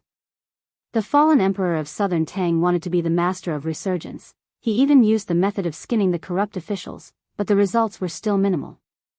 Of course, this is also related to southern Tang's long history of corruption. Also, it's definitely not a good thing to give a seriously ill patient too strong medicine. I can't overdo some of the unwritten rules that Su Shao has accumulated. Of course, your method is useful, but... Halfway through his speech, Su Fengnian stopped talking. Like a magic trick, he took out a yellow seal that was the same as the one he gave to Li Gongda. The texture was warm and delicate. A flying sword flew out of his sleeve. The blade moved swiftly, carving 5 characters on each side of the seal. He then threw it to Qin Shiliang and said with a smile, "For you." A good man multiplies his negative, sitting steadily in peace.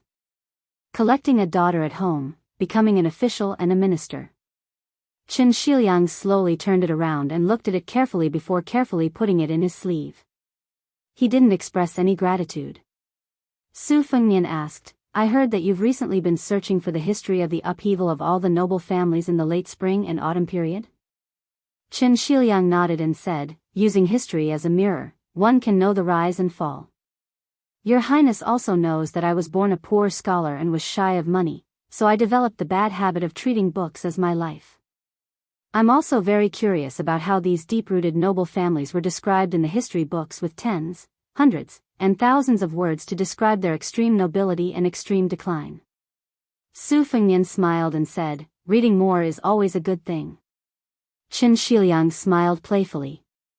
Su Fengnian stared and said, "I've read a lot of books, aren't banned books books?" Qin Shiliang didn't expose him and asked, "Where are we going next?" Su Fengnian smiled and said, "We're going to Lingzhou's Dragon Eye County to see some old friends. Last time, we didn't get along very well. However, it was not necessary for them to meet. The main thing was that Dragon Eye County was still the place where old General Zhong Hongwu had retired to. Let's see if I can add fuel to the fire." Besides, Su Beiji was serving as a military advisor in the county capital, so he decided to pay him a visit. Oh right, it will take quite a while to get to Dragon Eye County. If you're bored, I'll take out some silver and go to the city to invite a few courtesans to relieve your boredom. It's up to you whether you want to eat or not. Qin Shiliang shook his head and said, I won't accept a reward if it's not deserved. If I succeed in the salt and iron business, even if your highness gives me 10 courtesans, I will accept it with a clear conscience. Su Fengnian smiled and said, hurry up and return that Huang Tian stone seal to me. My heart is aching for it. Qin Shiliang coughed, lifted the curtain and said to Blue Bird, let's go to Dragon Eye County. Dragon Eye County was famous for producing ink stones that were like the eyes of a dragon. The quality of the stone was gentle like jade, tender but not smooth. If one knocked on it, there would be the sound of metal and stone. If one caressed it, it would be like the skin of an infant. It was regarded as an immortal product by the famous calligraphers of the past generations. It was said that old General Zhong's only son had a collection of 108 ink stones. The ink stone had 108 eyes like the eyes of a dragon. The most legendary thing was that this ancient ink stone had been passed around in the 6 dynasties and several countries by 8 famous dragon painters. Therefore, it was also known as the ink stone that painted the eyes of a dragon. In his later years, Zhong Hongwu had a son named Zhong Qingxin. Before he reached the age of 30, he had already established a great undertaking and held a high position. As soon as this old General Zhong retired, Zhong Qingxin would immediately be promoted to Dragon Eye County Chief. This famous son of a general's family had an even bigger family. Not only did he have 3 wives and 4 concubines, he also had no less than 20 mistresses in his golden house. He also had a hobby of eating the grass near his nest. He had hooked up with many wives and concubines of Dragon Eye County's high-ranking officials and dignitaries. Of course, Zhong Qingxin himself also often held banquets to reward guests. Every time he met someone, he would send out servant girls and beautiful maids that he had carefully trained. In Dragon Eye County, other than all kinds of romantic affairs, there were also gangs and sects in great numbers. For the most part, the officials at the top played around with their love affairs, while the people at the bottom of the Jianghu killed them. The well water did not interfere with the river water. Moreover, in recent years, the trend was that if the sects wanted to expand, they would have to compete to see who could get closer to the government. One by one, the well water flowed into the river water. There were very few people who persisted in establishing their own sect and did not observe the situation. Su Fengnian's carriage entered the county's Baiba city. From the name of the county, it could be seen that the ancient inkstone in Zhong Qingxin's hand was priceless. Su Fengnian knew the ins and outs of the Fish Dragon Gang very well. Although the Fish Dragon Gang had completed the big business in Beimang worth tens of thousands of taels of silver, the Fish Dragon Gang did not get much money. The several thousand taels of silver that Zhou Ziru, the young master of Ma Guan, paid as compensation were also given to the families of the gang members who died in a foreign land. To make matters worse, the deputy leader Xiao Chang and the chief guest Gong Sun Yang were both dead. This was a loss that could not be measured with money. The Fish Dragon Gang originally wanted to rely on this business to turn their fortunes around. However, they did not expect that the disciples of the military families in Lingzhou City would turn their backs on them after the business was completed. They even ignored the Fish Dragon Gang's subsequent visits. Fortunately, the granddaughter of the old leader connected with the business in Beimang City and was able to do some unique business that allowed them to maintain the gang's operations. However, when Liang Mang started a fight, the Fish Dragon Gang, which had been hanging on by trading at the border, was beaten back to its original state. Many of the gang members began to turn to other sections. When you're rich, you're warm; when you're poor, you're naturally cold. The barren real estate under the name of Old Master Lu of the Fish Dragons was located in the southwest part of the county. It used to be a long street, but it was sold to the neighbors every now and then. The neighborhood on both sides was getting bigger and bigger. The Fish Dragons, which only had one martial arts club left, was caught in the middle, which was very awkward.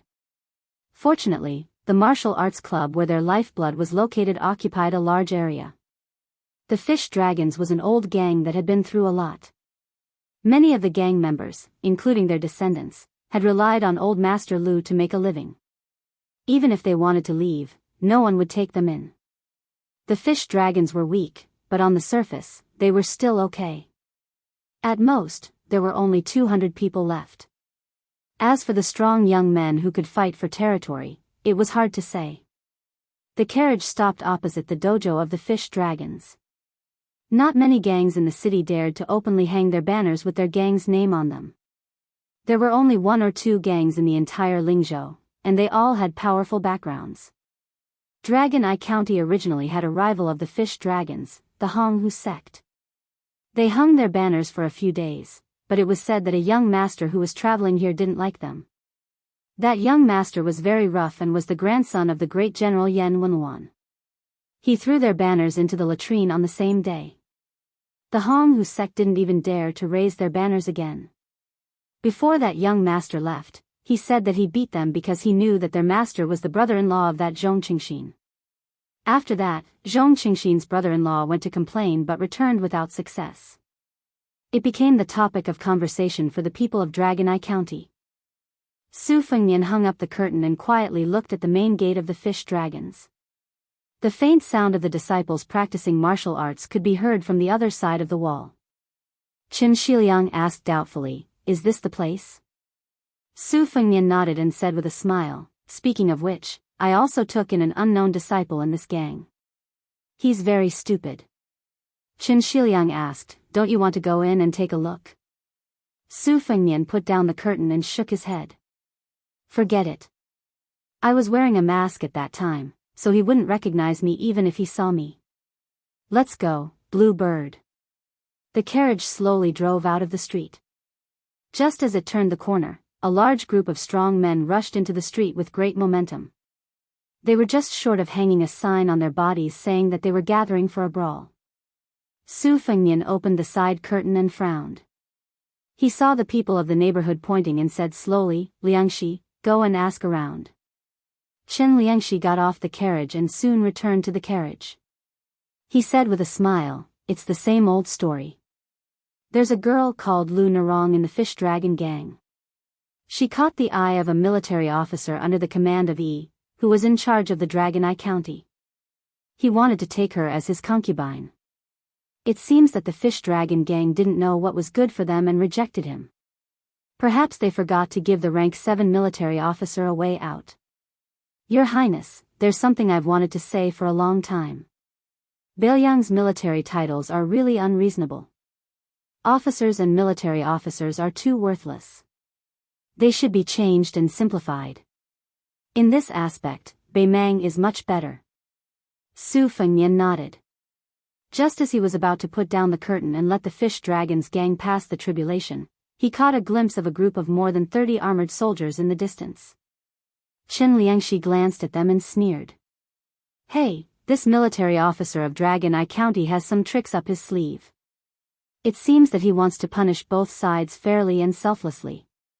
However, I think that those who went to cause trouble can definitely bear the punishment, but the fish dragons gang can't. It's really a waste of talent to be a rank 7 military officer. It seems that if we really want to rectify these Jianghu sects in Beiliang, we'll have to cut off many people's source of income." Su Fengnian lowered his head and put on a root-shaped mask. He said indifferently, "Then let's go and watch the show." The street that originally had shops and hawkers was now empty. Most of the 100 or so men had broken into the fish dragons gang, leaving 7 or 8 relatively thin and weak fish outside to keep watch. Among them, a crooked and skinny monkey with sharp eyes saw Blue Bird. He called his friends and ran all the way here while drooling. It was nothing more than the usual 3 axes used by the scoundrels and ruffians. One couldn't expect these guys who didn't know many words to have any new ideas. When they saw that the delicate and pretty woman in green robes and embroidered shoes remained unmoved, they did not dare to immediately take action. She was someone who would foolishly drive her into trouble, and she might not be someone they could afford to offend. She might not be someone they could afford to offend. She might be a pawn who ran the docks, and her worldview might not be great, but that did not mean that she did not have her own survival knowledge and climbing skills. Even though the thin monkey did not attack, he still had the guts to use his mouth. His mouth was full of obscenities, and his gaze was obscene. His brothers beside him cheered for him. Then they saw a young man with white hair walk out of the carriage with a smile. They subconsciously took a few steps back. Su Fengnian jumped off the carriage lightly and took the horsewhip from Blue Bird. He twisted it in his hand and asked pleasantly, "Brothers, are you from the Great Tiger sect?" The skinny monkey-like man swallowed a mouthful of saliva and asked in a threatening manner, "Which path are you on?" Su Fengnian pointed at the fish dragon's gang with the horsewhip. "You can say that I'm from this sect." Chapter 694. Hearing this, the skinny monkey-like man was relieved. He grinned and turned around, shouting, "Come here, there's a fish that escaped from the fish dragons." He was obviously very proud of being able to mention the fish that escaped from the fish dragons. He knew how to be a scholar. The other 4 men rushed over in a hubbub. There were 8 of them, and they all looked ferocious. The so-called Jianghu at the bottom relied on having more people, more hands, and more sticks. Unfortunately, this time, the higher-ups had clearly said that they were not allowed to use their weapons. This made the 8 men somewhat unhappy. Before they could make a move, howls and screams came from inside the wall. Then, soldiers with spears who had been waiting for a long time rushed in.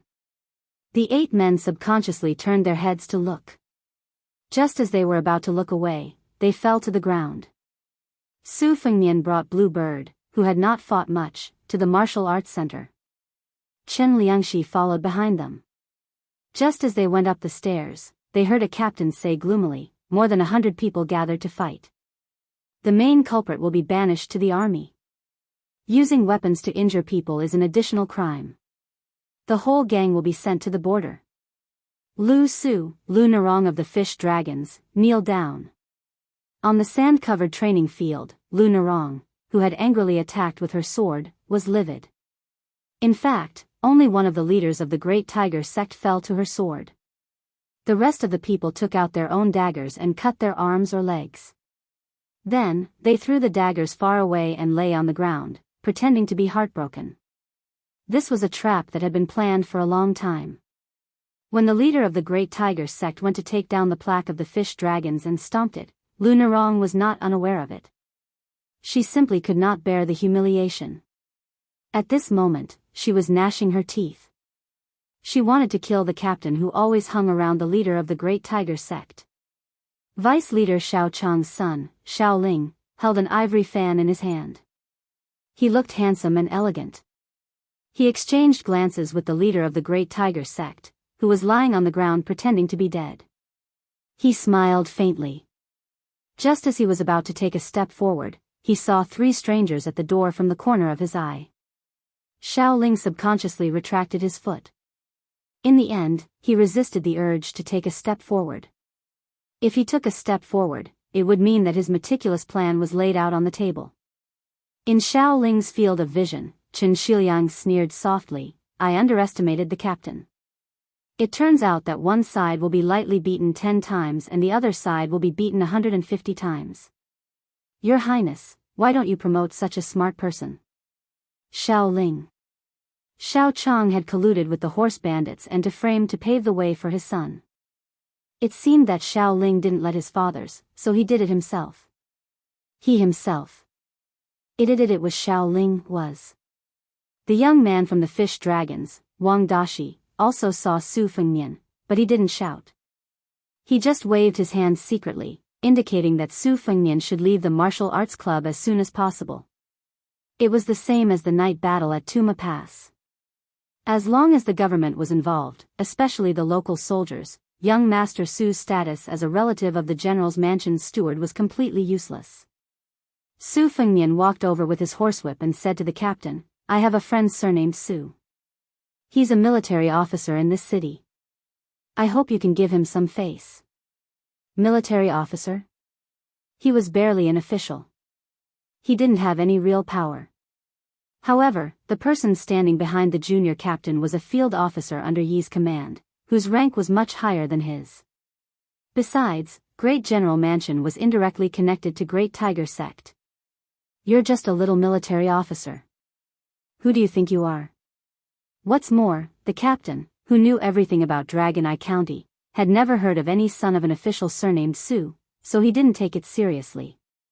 Usually, if there really was such a person, he would just do some small favors. Now, even if there were 10 military officers, he would treat them as if they were farts. The captain didn't dare to fight with Lu Su and Lu Narong. He was eager to have someone hit the tip of the spear to show his power. He didn't unsheath his cold knife. He just smashed the scabbard at the man's chest. Blue Bird kicked out and the captain flew into the martial arts hall.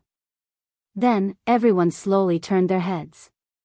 They didn't see the military officer come out. Old gang leader Lu Su, who was considered an expert in Lingzhou, narrowed his eyes. His heart shivered. It wasn't hard to kick someone to death or kick them a few zhang away. Even Lu Su, who was an expert in external martial arts, could do it. But to kick them a few zhang away and not kill them, he admitted that he couldn't do it. A soldier stabbed his spear at Blue Bird. Qing Miao raised her leg and stomped down. Under everyone's watchful eyes, the sharp spears were unable to hurt her in the slightest. Instead, one of the spears bent into an arc and bounced off the sturdy armored soldier's chest, causing him to fall heavily to the ground. Blue Bird tiptoed and the spear straightened in the air. She held the end of the spear with one hand. With a flick of her wrist, the spear tip turned into a terrifying circle. Lu Su was dumbfounded. When did Lingzhou have such a young top expert? Moreover, it was a woman with delicate features. Su Fengnian tilted his head and smiled. Blue Bird, bring our brother Shiliang to ask Su Jizi to call for reinforcements. Blue Bird nodded. She gently lifted the spear. The spear broke in half and she threw it away. She turned and walked out of the martial arts hall with Chen Shiliang. Su Fengnian said to the leaderless soldiers and the Honghu sect that were playing dead, not going to call for reinforcements and compete with your background? It said that the heroes of Jianghu don't fight when the odds are against them. Are you waiting to be beaten? The birds and beasts scattered. Some of the men who had been lying on the ground on the verge of death were now full of vigor and vitality.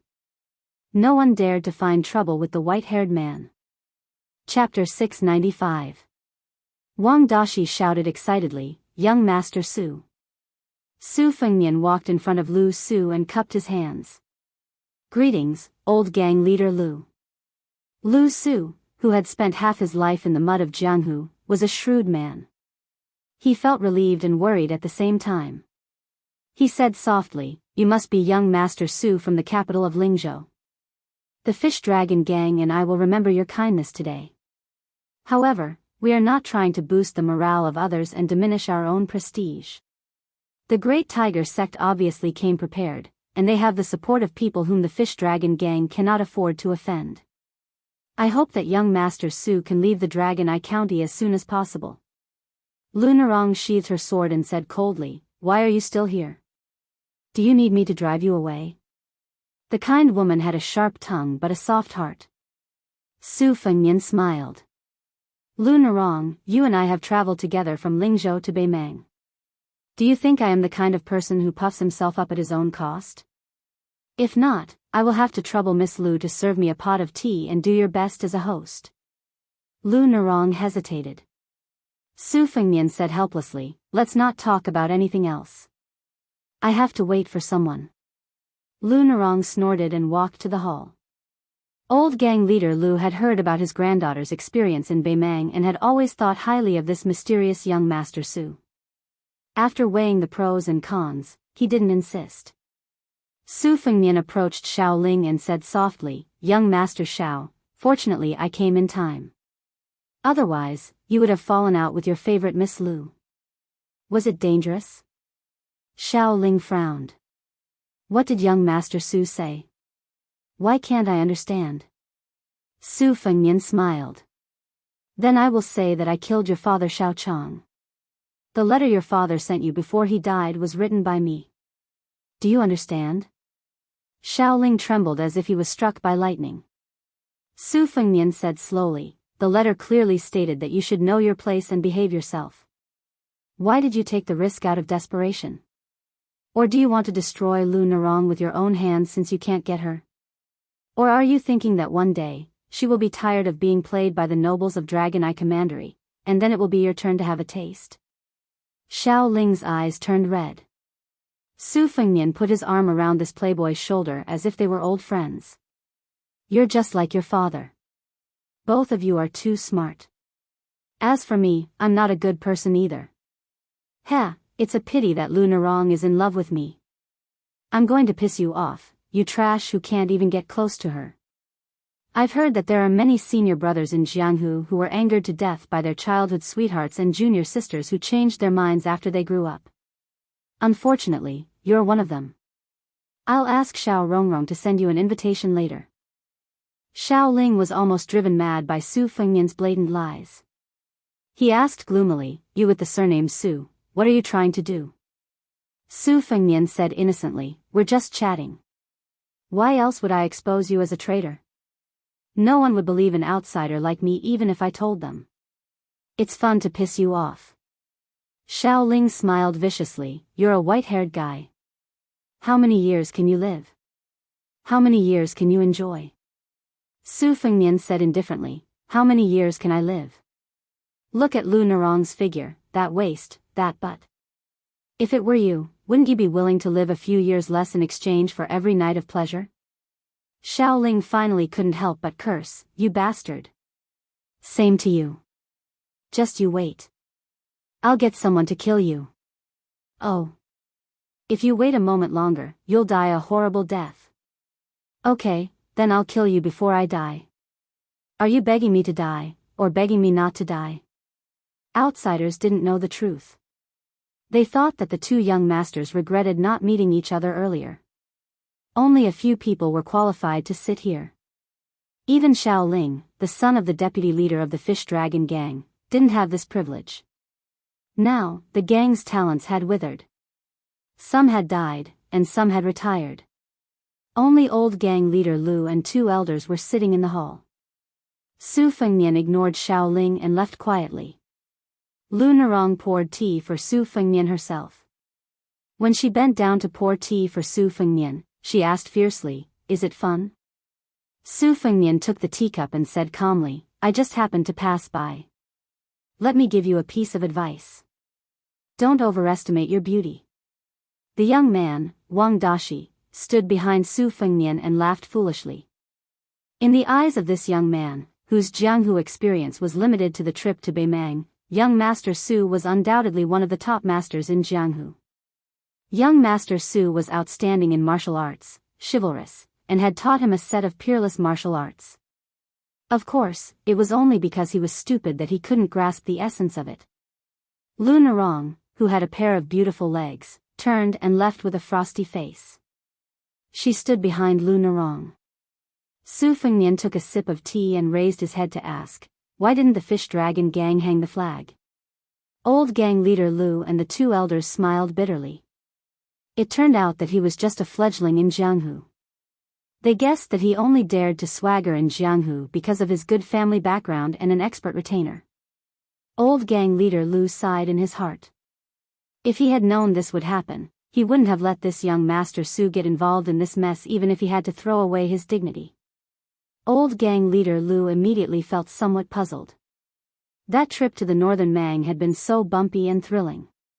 According to Ni Rong's granddaughter's narration, this young Master Su had appeared to be very experienced and ruthless. He had dealt with many matters almost harshly and mercilessly. Did his granddaughter misjudge him? Chapter 696. Using the tiger skin as a banner could only scare people. In the hall, old gang leader Lu and the other elders were not in the mood to drink tea. When they saw the young man, who should be the Dragon Eye County soldier Chow, walk into the Fish Dragon gang, their hearts immediately turned cold. This Gongzi's appearance and bearing were not bad, but how many scholars like him were there in the Dragon Eye County? Not to mention the distant ones, just Xiao Ling in the gang. Just by looking at his appearance, he could be the son of an aristocratic family in the county governor's mansion. Bailiang was a classic example of a military general being arrogant and lowering his head to a civil official. If he really offended a military officer with real power, what was the use? Furthermore, this Gongzi was clearly pulled over in a hurry. He was alone and was probably doing some simple work like writing in the yamen. There were still ink stains on his hands that he did not have time to wash off. When the young soldier Chao saw young Master Su, who was calm and composed, he did not lower his head and slowly sat down. He smiled and asked for a cup of hot tea from the fish dragon gang to warm his stomach. Old gang leader Lu sighed in his heart. It seemed that the young and white-haired young Master Su was not a popular figure in Lingzhou. Otherwise, a small official of the Dragon Eye County would not be so negligent. Su Beiji and Su Fengmian sat to the side. He blew on the tea and frowned. "Can't you let me have some peace and quiet?" This time, he took the initiative to come to Lingzhou's Dragon Eye County to be an official.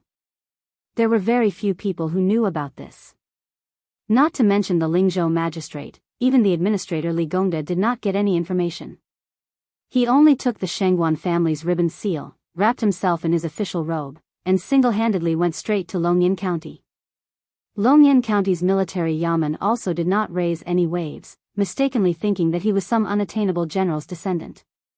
There were also a few local tyrants who made several attempts to probe him, but they were all casually dismissed by Su Beiji, and then he was immediately sidelined.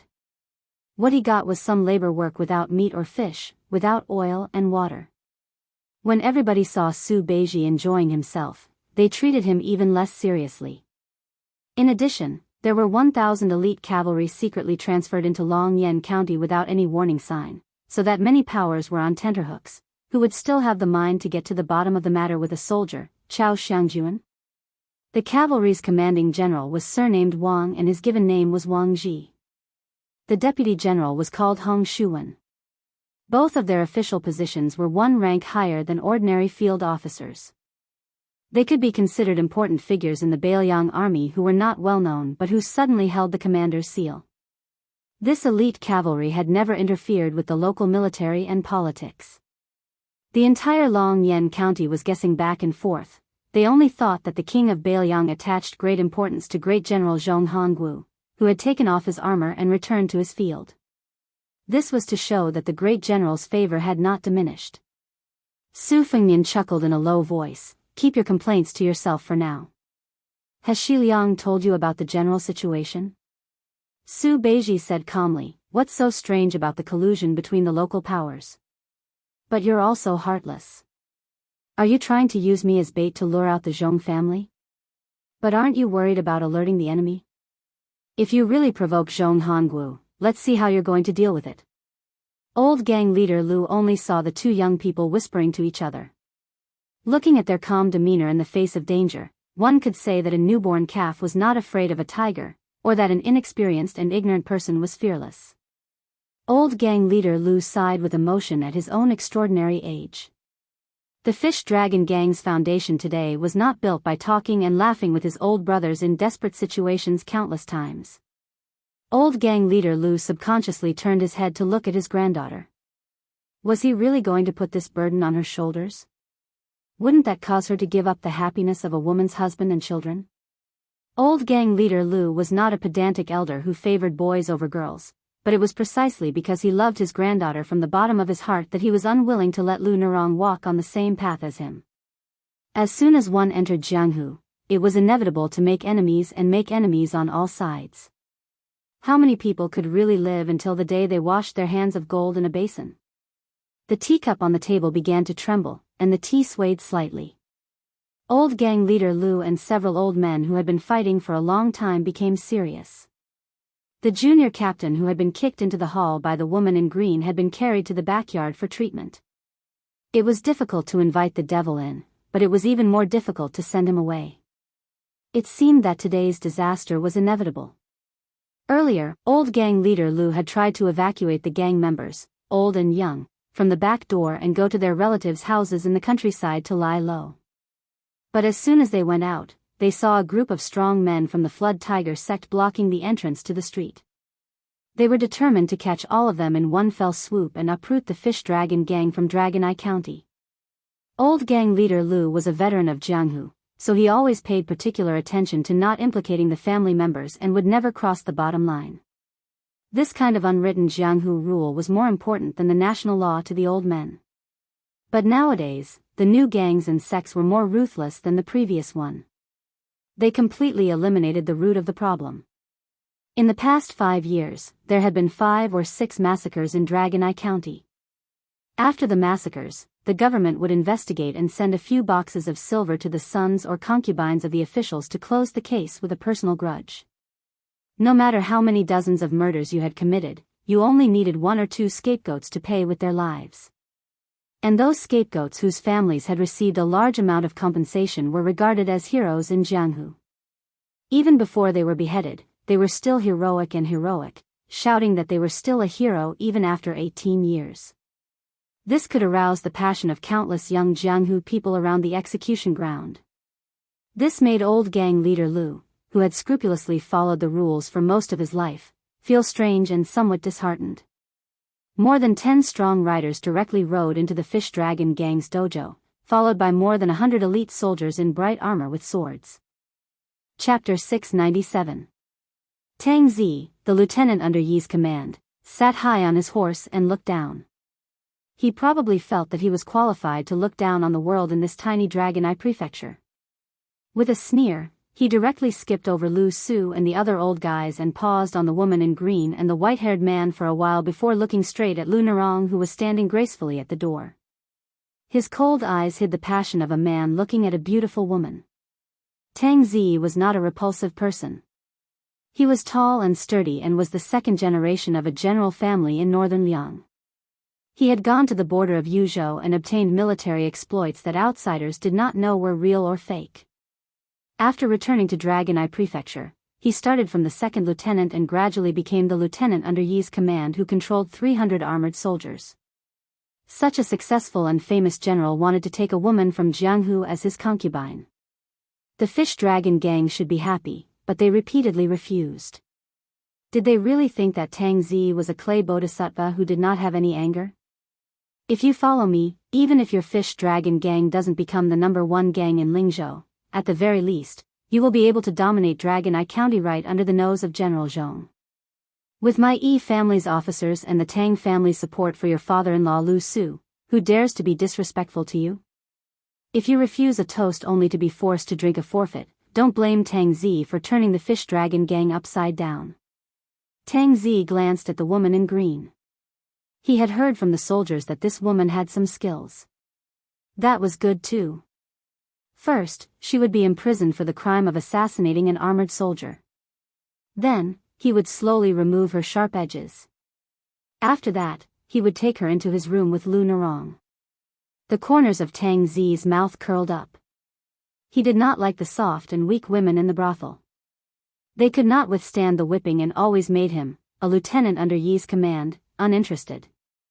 Only women like Lu Narong, who had learned martial arts and knew some martial arts, were delicious to Tang Zi. This kind of woman with a pair of beautiful legs and a unique waist could really make a man ascend to immortality in bed. Tang Zi did things flawlessly and was deeply influenced by his family background. He did not give people the bad impression of bullying others. He gently squeezed the horse's belly and the horse under him stepped forward a few steps. Tang Zi said in a clear voice, "This general acts according to the law. Who dares to stop me? I've heard that Lieutenant Chao is here. Come out and meet me." Chen Shiliang chuckled beside Su Fengnian. "Nice table manners."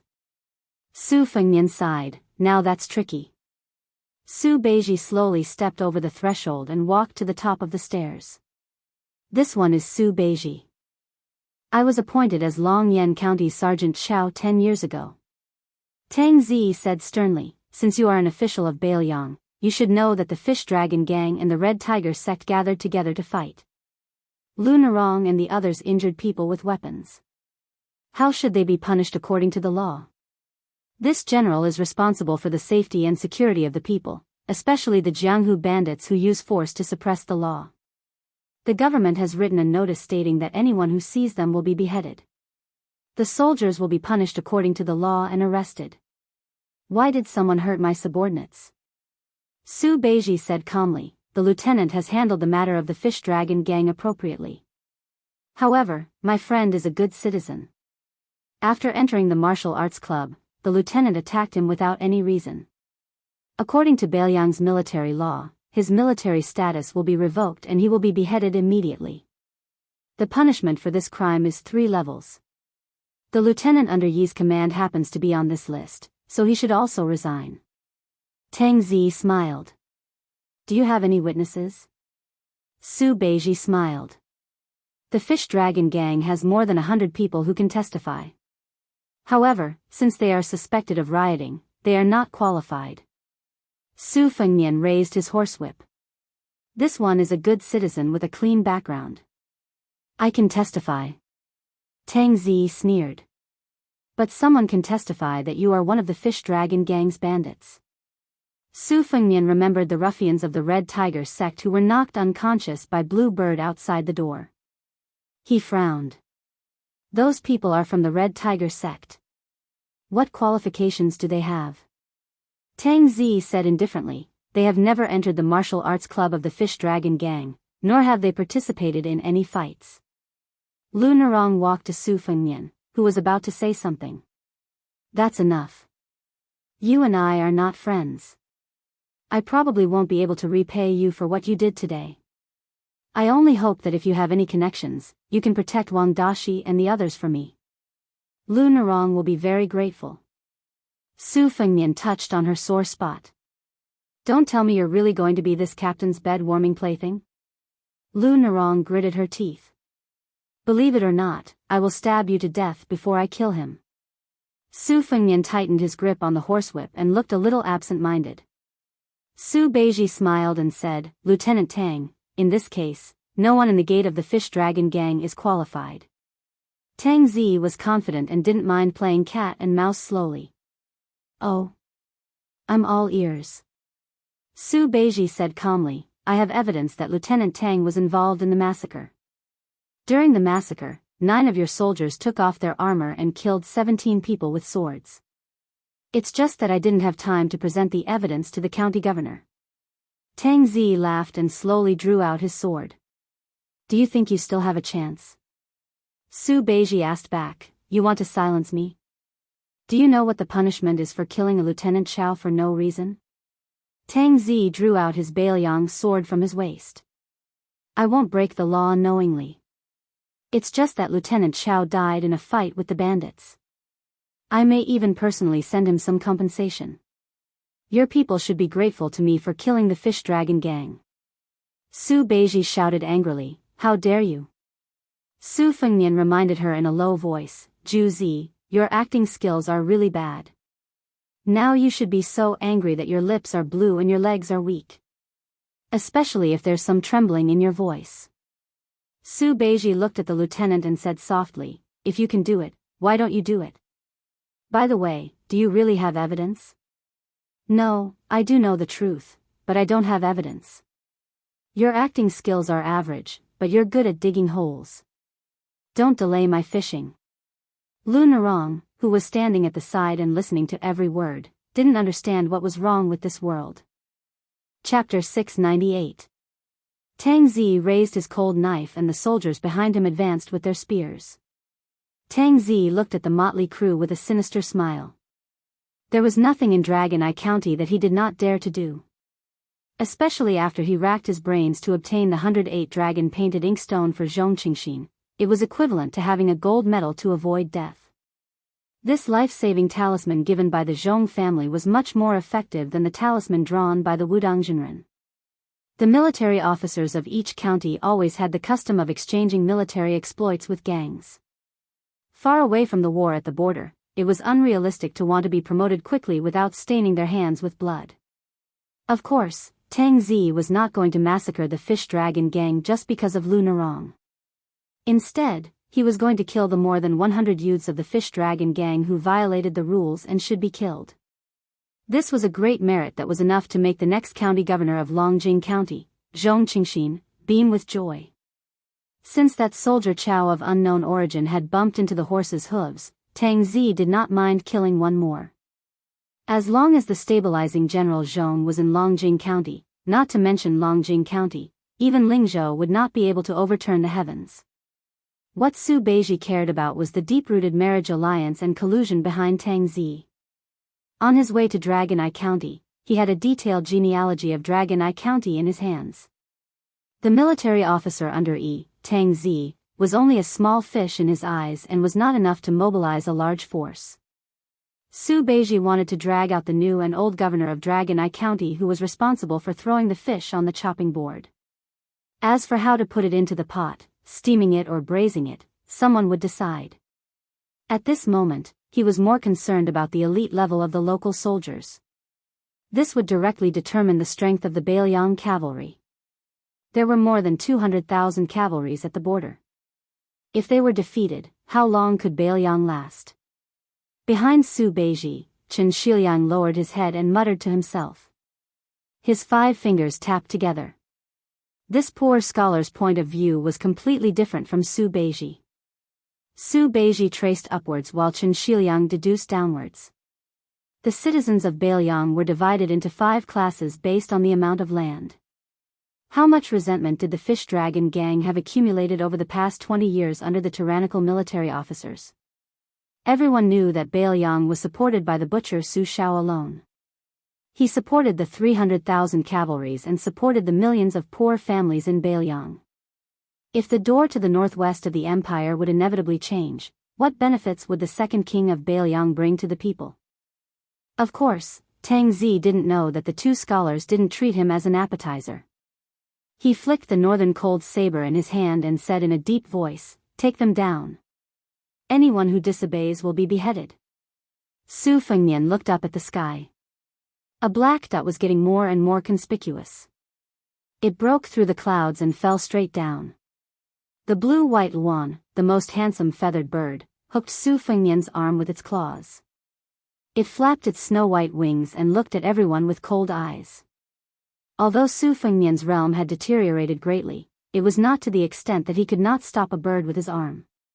He reached out to stroke the head of the blue-white luan, which was nicknamed Little White. Little White lowered its head and pecked at the horsewhip in its master's hand. It was not difficult for a well-off young master to raise a falcon. However, the difference between a horse's quality and a falcon's quality was like the difference between heaven and earth. Tang Zi was born into a proper landowning household and was also the descendant of a general. His eyesight was not bad. He immediately became suspicious. However, he immediately pulled back the arrow he had shot. Just as he was thinking about whether to spare the life of Lieutenant Chao, the entire street behind him seemed to be on the verge of exploding. It was like a giant millstone was rolling non-stop. Tang Zi was shocked. This kind of sound was not unfamiliar to a military officer who had been to the border. More than 500 Yuzhou cavalries galloping in the city possessed such shocking power. Tang Zi was already so afraid, let alone the soldiers behind him who had never been to the border.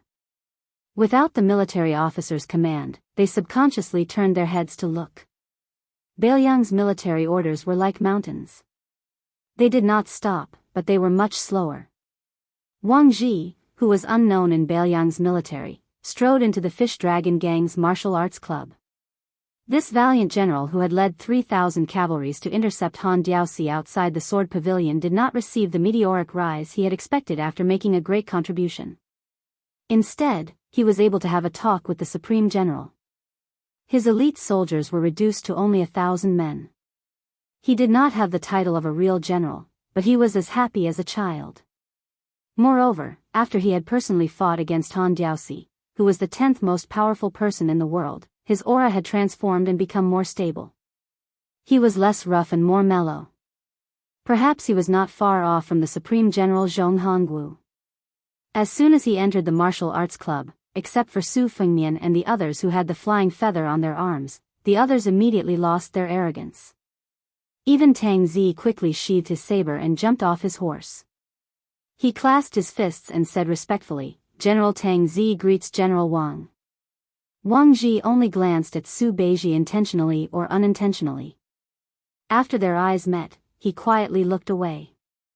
As his gaze wandered, old gang leader Lu and the others who had been in Jianghu for most of their lives felt a little scared. This general was definitely not someone Tang Zi could compare to. The forces of Beiliang's Jianghu had always been weak and scattered. This was not because Beiliang's boorish men were not brave enough or not united enough.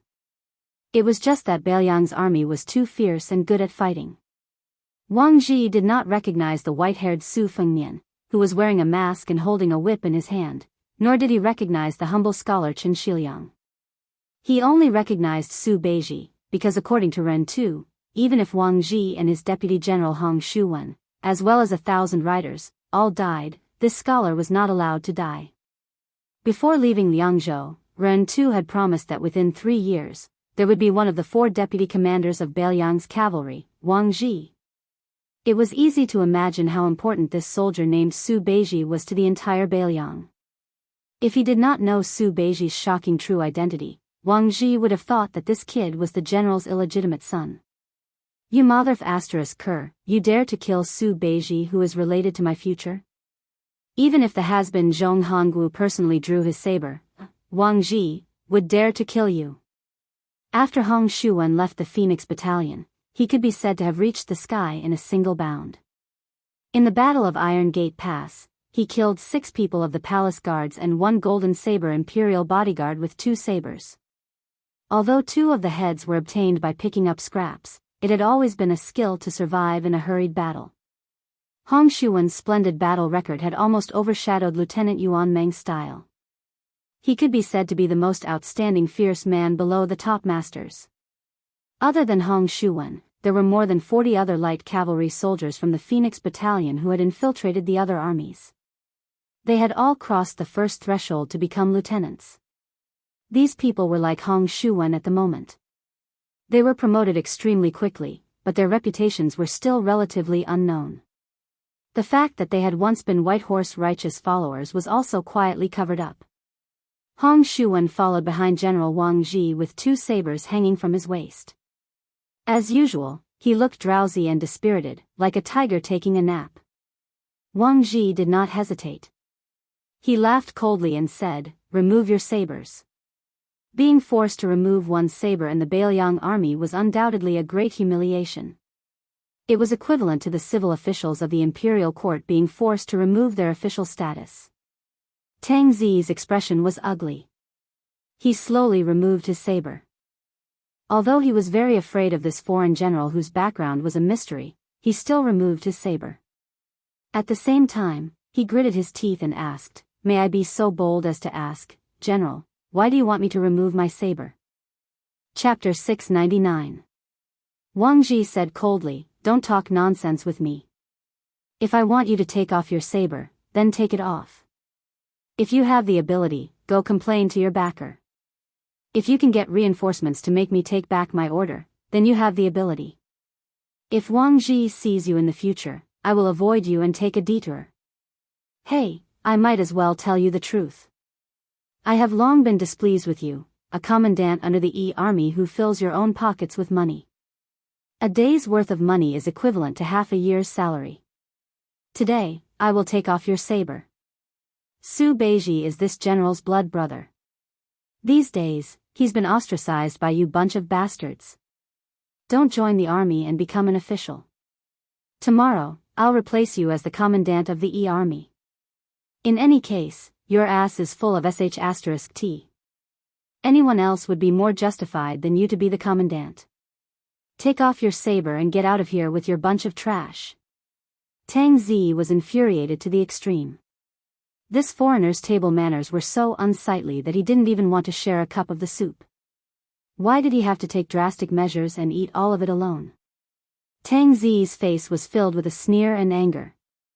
"Since you did it, don't blame me for doing it 15 times.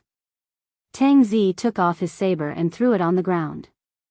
When he threw it, the soldiers in the martial arts hall all lost their Beiliang sabers and spears. They were all overflowing with indignation and anger. If they were asked to deal with a gang like the Fish Dragon gang without any backing, they could be unscrupulous. However, when faced with a general with 1,000 cavalry, they didn't have the guts. When the immortals fought, smoke rose everywhere. Naturally, the immortals above would use their trump cards to deal with each other. It was not their turn to die. They really didn't believe that Commandant Tang would be defeated in their own territory. This commandant under the E army was a big shot who often visited the Zhong mansion. In Dragon Eye County, whether you had a status or not depended on whether you had taken in a beautiful servant of the Zhong family's son. Status was very simple.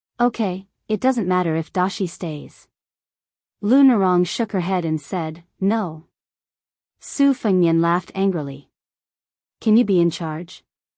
If you can, the Fish Dragon Gang will fight to the death with the lieutenant under Yi's command and the governor of the Dragon Eye County. Lu Narong's chest heaved up and down violently. One moment it was hills, and the next moment it was mountains. The scenery was beautiful and gentle. Fortunately, Su Fengnian had something to think about and did not take advantage of her. Otherwise, there might be internal strife. Soon after, the Zhong Mansion's aide dressed as a scholar came forward to act as a lobbyist. His official rank was not high, and he was only a middle-level official of the 7th rank in the Dragon Eye County. However, with the title of Xuanda Lang, he was very arrogant and was not afraid of Wang Ji at all. He acted arrogantly and ordered Wang Ji around. His words were nothing more than telling Wang Ji not to cross the line and cross the river. He reminded General Wang who was in charge here. This annoyed Wang Ji and he let the armored soldiers capture and beat him up on the spot. This was equivalent to completely falling out with both the military and the government of the Dragon Eye County. Su Beiji sat beside Su Fengnian and watched coldly. He drank a mouthful of tea and sighed softly. These things should have been delayed by 1 or 2 years. Su Fengnian shook his head and said, there is a lack of time. Some stubborn diseases can be cured by scraping the bones and cutting the flesh. There is no need to treat them slowly. Can't you let me be a military officer for a few more days? Why do I have to be the governor on the bonfire so early? Capable people do more work. Next, the soldiers of the Dragon Eye County will rush over. Are we really going to have a war with carriages and horses? According to the military law, the great general of Huaihua has 800 bodyguards to protect him. He is the main character. I'm just afraid that these 800 elites won't come. Lu Narong listened to these two people's riddle-like conversation. She was confused and didn't think too much about it. As for the words Governor General, she was preoccupied and didn't pay attention. Including Tang Zi's troops, there were a total of more than 1,000 soldiers surrounding the Fish Dragon Gang's dojo. A well-dressed aristocratic family's son held a Yixing clay teapot in his hand and walked into the dojo elegantly with only a few trusted subordinates. If it wasn't for his frivolous footsteps, he really would be able to make ordinary scholars clap their hands and applaud him. Without waiting for him to speak about sage principles, he was captured and tied up. This aristocratic family's son shouted that he was Zhong Qingxin, that he was the eldest son of the Zhong family's first wife. He didn't care about the famous teapot that was worth 100 taels of silver and smashed it on the ground. There was an uproar inside and outside the Fish Dragon Gang. Wait a little longer. The sound of horse hooves finally came again. It was far louder than the clamor of the soldiers' footsteps. An old and sturdy general with a head full of white hair charged into the hall with a spear in one hand. He shouted angrily, "Which family's son of a bitch dares to behave atrociously in my territory?"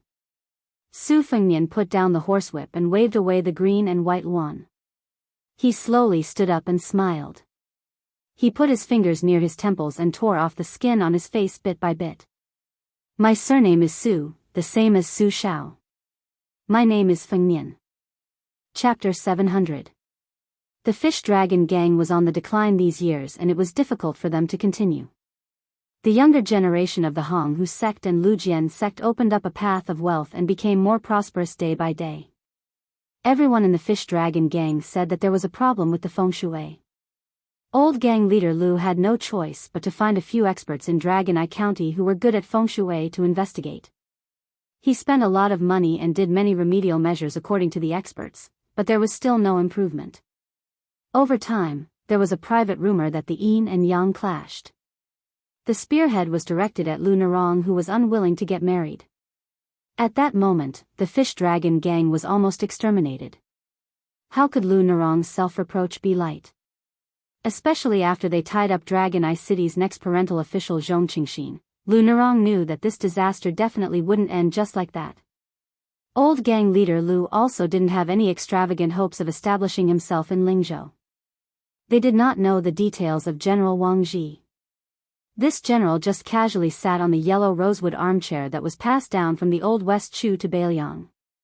He suppressed old gang leader Lu and the others to the point that they did not dare to breathe loudly.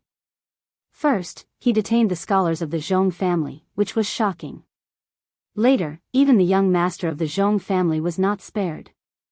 However, nearly 1,000 soldiers only dared to cower outside. It was not a good feeling to let the fish dragon gang hang by a thread and be half dead. When old gang leader Lu saw the Huaihua great general Zhong Hongwu stride over the threshold, the old man's heart immediately died and his hands and feet turned cold. He did not think that after provoking the ruthless General Zhong in Biyao, who could save the fish dragon gang. If he counted with his fingers, he could count them with one hand. Unfortunately, they were all high and mighty figures. For example, the king of Biyao, Su Shao, Chen Jibao, who was conferred the title of king in Shu, the infamous Chu Lushan, and Yan Wenluan, who held the military power of Biyao together with Zhong Hongwu. Old gang leader Lu had never seen them from afar in his life. With Zhong Hongwu's arrival, the situation was immediately reversed. Even the arrogant Wang Ji was obviously a bit nervous. After all, the old man in front of him was the nominal commander of the hundreds of thousands of cavalry in Biyao. He was one of the few talented generals in the Biyao army. He had followed the army for 30 years and had accumulated many outstanding military achievements in the Spring and Autumn War. Wang Ji put down the teacup and held his breath. He still did not stand up. Zhong Qingxin, one of the few scholars in Biyao, was wild with joy. He had never suffered such a big loss in his life. He was casually thrown onto the cold floor like a dumpling by an arrogant soldier. He constantly reminded himself that a soldier would rather be killed than humiliate himself. With great difficulty, he managed to hold back his tears and urine. However, Zhong Qingxin, who valued his reputation, could not resist Tang Zi's instigation. In addition, the eldest young master's brother-in-law, who indulged in debauchery, added fuel to the fire. He deliberately said that Wang Ji intended to use the Zhong residence to establish his power. As long as the Zhong residents took a step back and showed weakness, there would be no way back in the future. In the future, Wang Ji, a military ruffian who did not know the immensity of heaven and earth, would swagger over the Zhong family's head and pee. This hit the eldest young master's itchy ribs. He had always considered himself a scholarly general. Since childhood, he had envied Chao Changqing and Chen Jibao's reputation for being proficient in both literature and martial arts. Zhong Qingxin usually cultivated in his residence. In addition to playing the zither, chess, calligraphy, and painting, he also practiced swordsmanship or discussed the art of war with people at banquets. Everyone respected him as the only son of the Huaihua great general and did not dare to refute him. They just flattered him. Zhong Qingxin became more and more remorseful. He once personally carved a cross with the words, "Born 20 years later," regretting not being born in the spring and autumn period. In the eyes of the scholar, this was just a light and funny private complaint. As an aide, he acted cautiously and was also good at acting. Since Zhong Qingxin insisted on having a taste of personally leading an army, he was happy to add fuel to the fire of the fish dragon gang. However, he did not expect Wang Ji to be so ruthless and directly capture him. He was surprised and secretly afraid, not because of Wang Ji's rude and unreasonable attitude, but because of the unreasonable calmness of the young people of the fish dragon gang. He looked down on the embroidered pillow Zhong Qingxin, but it did not mean that he looked down on all the disciples of the aristocratic families. Could it be that, as he had guessed, this was a meticulous premeditated scheme against the Zhong family? Was it Zhong Qingxin's position as the county chief of Longqing County? Or was it a bigger scheme? He originally thought that when the great general of Huaihua arrived with his spear, all the conspiracies would come to light. Then, like ice water, they would quickly melt under the great general's fiery power. Although Zhong Hongwu was angry with the king of Biyao and resigned from his position as the commander of the cavalry, his salary was still there and his official rank was still there. Although his authority was somewhat damaged, he was not someone that ordinary people could provoke. He dared to assert that at this time, the old general who seemed to have fallen out of favor in front of the king of Biyao was someone that even the military officer Yan Wenluan did not dare to openly criticize. the officialdom was just this interesting. Zhong Qingxin becoming the next county chief of Longyan County was a wake-up call to the entire officialdom of Biyao. But the next scene was unforgettable for everyone in the hall. The white-haired young man slowly tore off the skin on his face, revealing a rarely seen handsome and feminine face with a pair of peach blossom eyes. But the young master's appearance was elegant, and he had a kind of heroic demeanor that Zhong Qingxin would never have in his life. Su Shao, as in Su Shao. When Wang Ji heard these words, he suddenly tightened his grip on his teacup. There was no doubt that Wang Ji was an extremely daring and truly talented martial artist. Otherwise, he would not have been able to personally lead his elite cavalry into the western regions to suppress bandits. This was probably a unique, pleasing, style of a brave general on the border. There were not many people that Wang Ji admired, much less those younger than him. But after that assassination, he had personally experienced Han Diaoxi's invincibility. In addition, after drinking wine with the king of Biyao, Wang Ji, who had roughly 50 to 60% of the truth, was truly somewhat shocked and fearful of his royal highness. Wang Ji's 3,000 cavalry had only been able to kill Han Diaoxi alone. As for the 2,000 cavalry under the command of his colleague from the Sword Pavilion, He Yan, they had not been able to fight to the death. After Han Diaoxi had passed through the cavalry formation, Wang Ji and He Yan had tacitly agreed to withdraw from the battlefield. Neither of them had any intention of wasting their 10 to 20 years of effort in the western regions.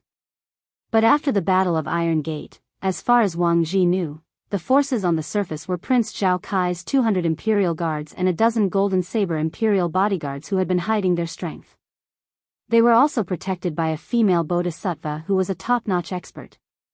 Su Fengnian had actually led his personal guards to attack them directly.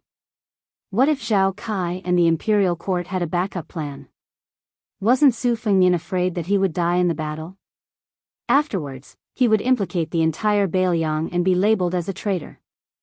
This did not seem like a young man who only wanted to be the king of Biyao for 10 years.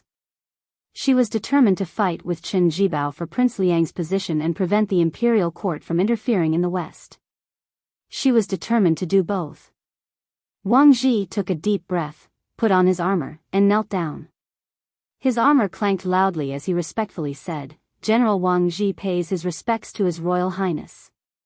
Old Chief Lu was at a complete loss. He was stunned on the spot. Lu Narong and Wang Dashi were even more incredulous. They did not believe that this young Master Su, who had nothing better to do than run to Beimang, was the crown prince of Biyao.